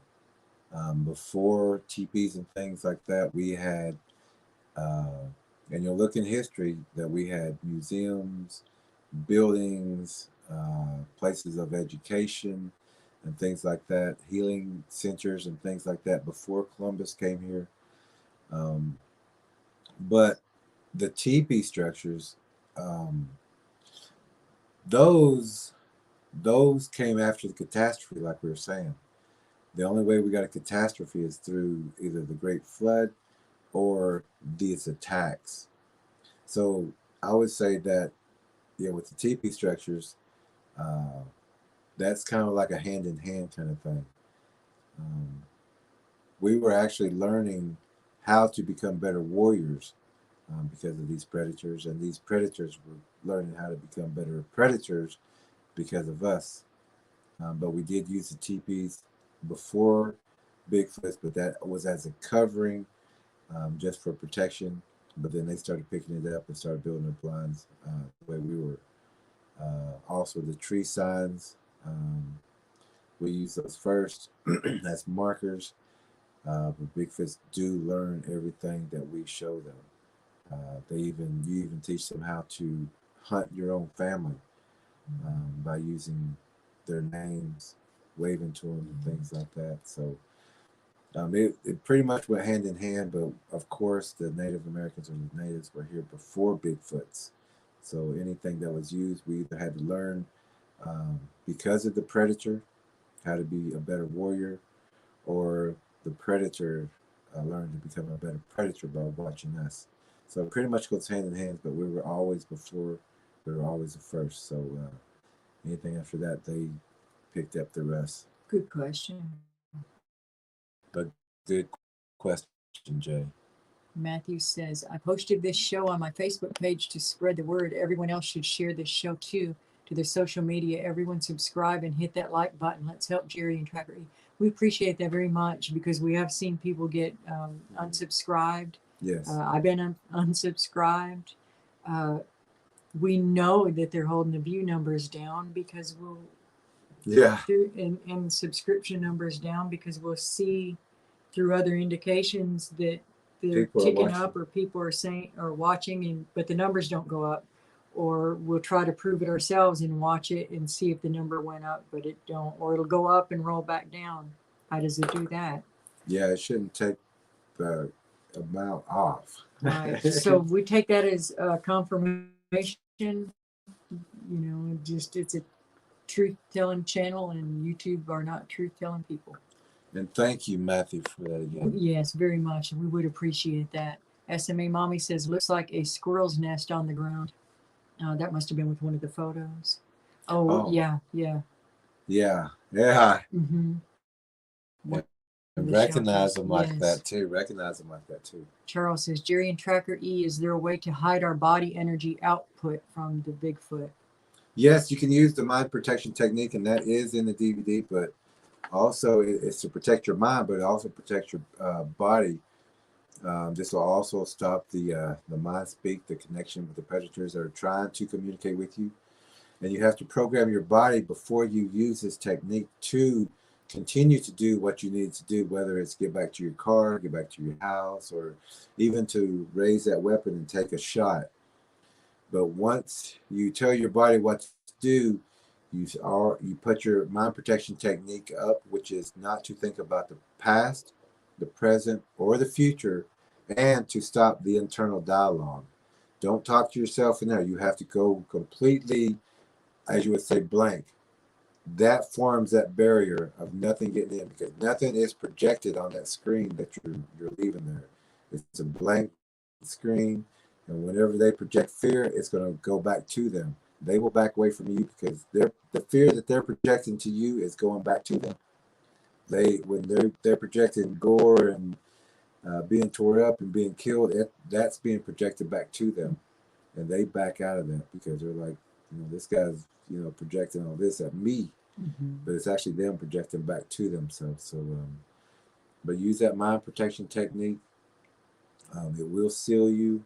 And you can get to a certain point where you just can't hear anything because everything around you is protected. TrackerElla has mentioned that you can even imagine a bubble around you and expand that bubble, and that will help you also. Pray for the full armor of God on you. Put that full armor of God on you. SMA Mommy says, absolutely share the truth with all and stay safe and vigilant with prayers. Yes, No ma'am. fear. Yep. No fear. Know what's there. Hey, Linda. Big Texan hello from Linda. Thank you for sharing with us. Good to hear you. Good to hear from you, Linda. Always. She is a researcher, very, very intelligent lady. Scott. Hi, Scott. Hi, Jerry and TrackerE. I understand deterrence, but if these abominations are attacking or acting like they are going to hurt you or your loved ones and you shoot them, hold on. Can they be killed? Yes, we do know. Yes, they can be killed. When you shoot, you're going to aim for the eye, but inward. You want to hit the brain, which is in the very center. You don't want to shoot through the eye because the eye socket will go all the way back. It will, of course, blind them, but they will still keep coming. You have to shoot through the eye, inward, into the center. Also, underneath their arms, shoot sideways, the buttocks or the groin area. The buttocks and the groin area, of course, is a slow death, but they will die. Underneath the arm and through the head is the quickest way to kill them. And those are the first shots you should be shooting at. The buttocks and the groin, those are more for going away whenever they start running. And use slugs. And use slugs. Don't use double-out buck. Don't use those 8 pellets, 6 pellets, 5 pellets. Don't use anything but slugs. And if you can, get the big ones like the, I think they're called Black Magic 3-inch slugs and things like that. Use as big, as powerful as you can get. You want a slug. You don't want anything that's going to open up. Knives, we have at least a 10-inch blade. These things have an extra thick chest plate. Yep. Not to mention the fur and hair. So you need an extra big knife. A knife, like a Crocodile Dundee knife. You know, a knife. Like 12 or SMA Mommy says, love the new sign. Where'd he go? The new sign. I'm not sure what you're talking about, the new sign. Linda Garcia says, Jerry and TrackerE have a worker in and out of the house tonight.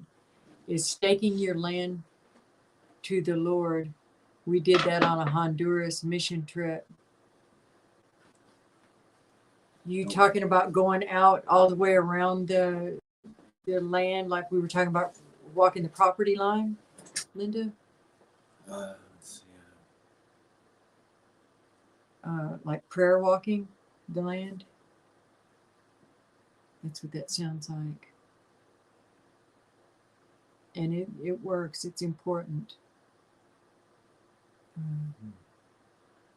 Staking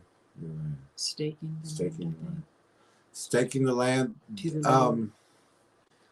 I would say all these symbols, these Bigfoots recognize these symbols.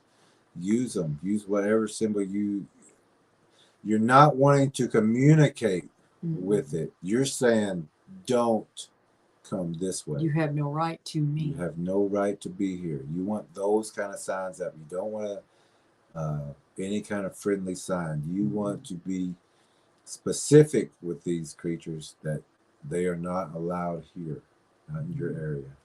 Scott says, thanks. Okay. You're welcome. Linda Garcia says, yes. Okay. Linda says, I'm sorry if this question is out of place. Can Dogman be killed? Yes. any of them can. Yeah, they're all hybrids. They're all physical. They can turn translucent. They do have multiple DNA, so they look like shapeshifters. But yes, they can be killed in the same exact way. It's just one that it has more canine DNA in it. They have multiple DNA, and Dogman has more of the canine DNA. For people who doubt, or some people may not even know yet what Dogman is, but they're a bipedal upright canine that attack. Yeah, Very and vicious. so you can kill them. They know that you can. That's why they're going to stay out of your sight as much as possible. But they will try to sneak up on you. And always remember that. Always have something to look over your shoulder. Like us, we got people looking over our shoulder. Yeah. I have a quick little Dogman story from an old place that I used to live. A person that lived in the area that I had never met before found out where I lived when we had met and said that, oh boy, have I got a story for you. And there's a little bridge that was right next to the driveway. And he was going past that road one night around 3 in the morning. And he said he saw a baby fawn in the road and the doe was dead. So he stopped and he was going to pick up the fawn. So it's between our driveway and the little bridge. And he went to pick it up and he heard a noise and he looked and there was what he said looked like a werewolf basically, had lifted the doe and was carrying it. And when he saw it, he threw the fawn into his car and it ran off down my driveway at the time. And it had happened like 2 years before that.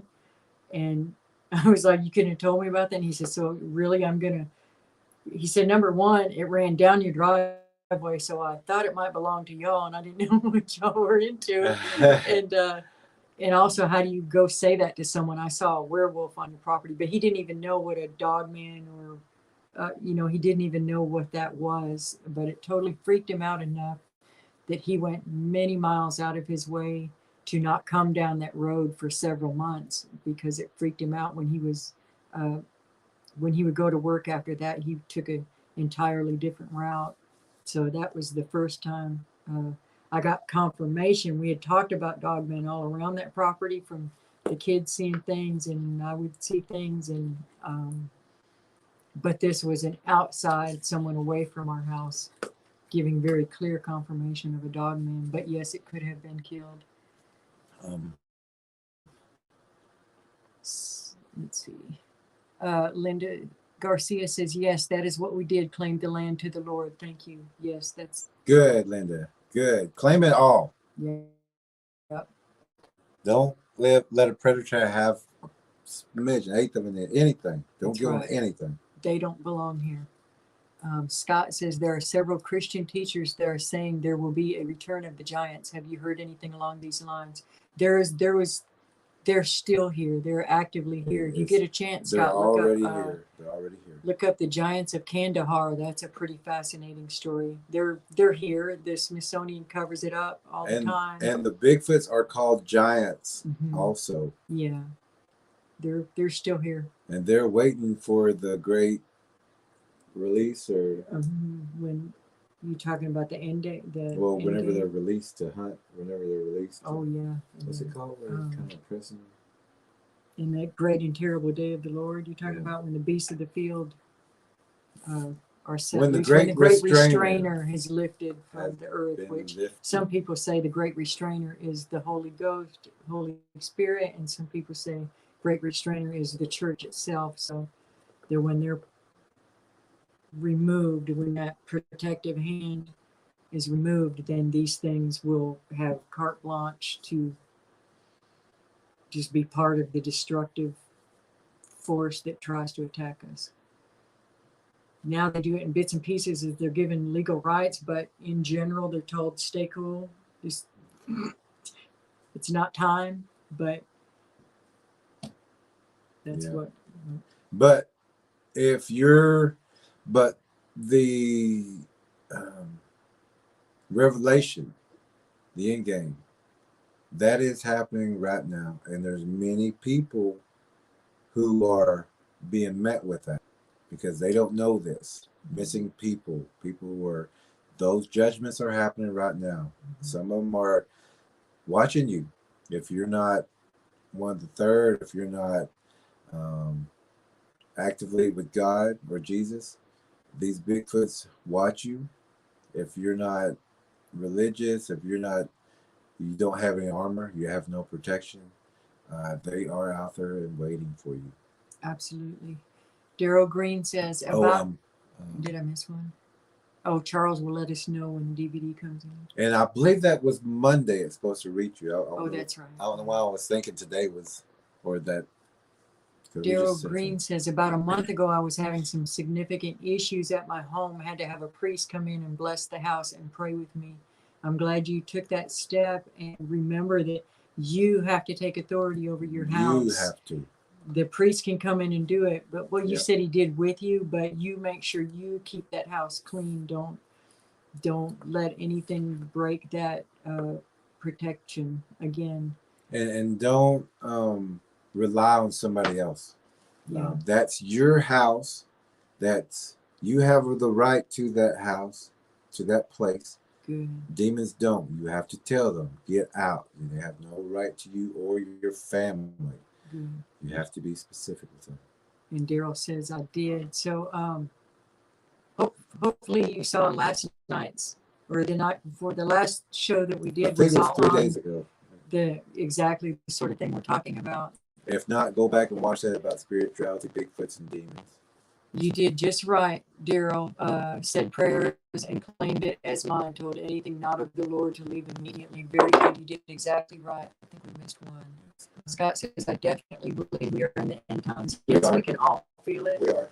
We can all see it. We're here. Hey, but we're here. Yeah, and the exciting thing is we have knowledge that, all of us, we're aware of it. That puts us way ahead of the game than so many people out there that aren't even paying attention at all. They're busy watching Johnny Depp's show trial. Whenever they don't know what's sneaking up on them and why they're supposed to be watching Johnny on the Depp trial. Distraction. Distracting you from knowing the truth and what's going to happen, and to catch you off guard and unprepared. Yeah. Yeah, we don't say we have to tell people all the time, we're not trying to scare you, we're trying to prepare you. I mean, isn't that what warriors do? We're just giving you information and knowledge that you're supposed to have. Yeah, and y'all get it. We can tell from the comments. Y'all get it, and you're right on board with us. Yeah, great group here. Oh, great yeah. Group. Charles says he's out. Yeah. Good night, my friends. Too. Yes, we've been going on for over 3 hours. And also, 2 days from now, we're going to go over the Legend of Time. Everyone, even though this is in DVD, it starts off the Legend of Time. We want to go over that with you and catch you up to the Great Flood and the creation of the dinosaurs and everything. And you'll see how everything falls into order on that. That's in 2 days at 7 p.m. Central Time Zone. You want closing words? Or? Yes, Lord, thank you for this wonderful group of people that have joined us. Thank you for the community that you are building. Thank you for your blessings and your protections. Thank you for the discernment that you're giving to all of us. Thank you for the wisdom that you provide. And just God bless everyone that's involved in any way with this. And we thank you for the opportunity to do this. In Jesus' name, amen. So, everybody, we're pulling for you. We're in your corner. We've told many people that before. We're not going anywhere. We're right here with you.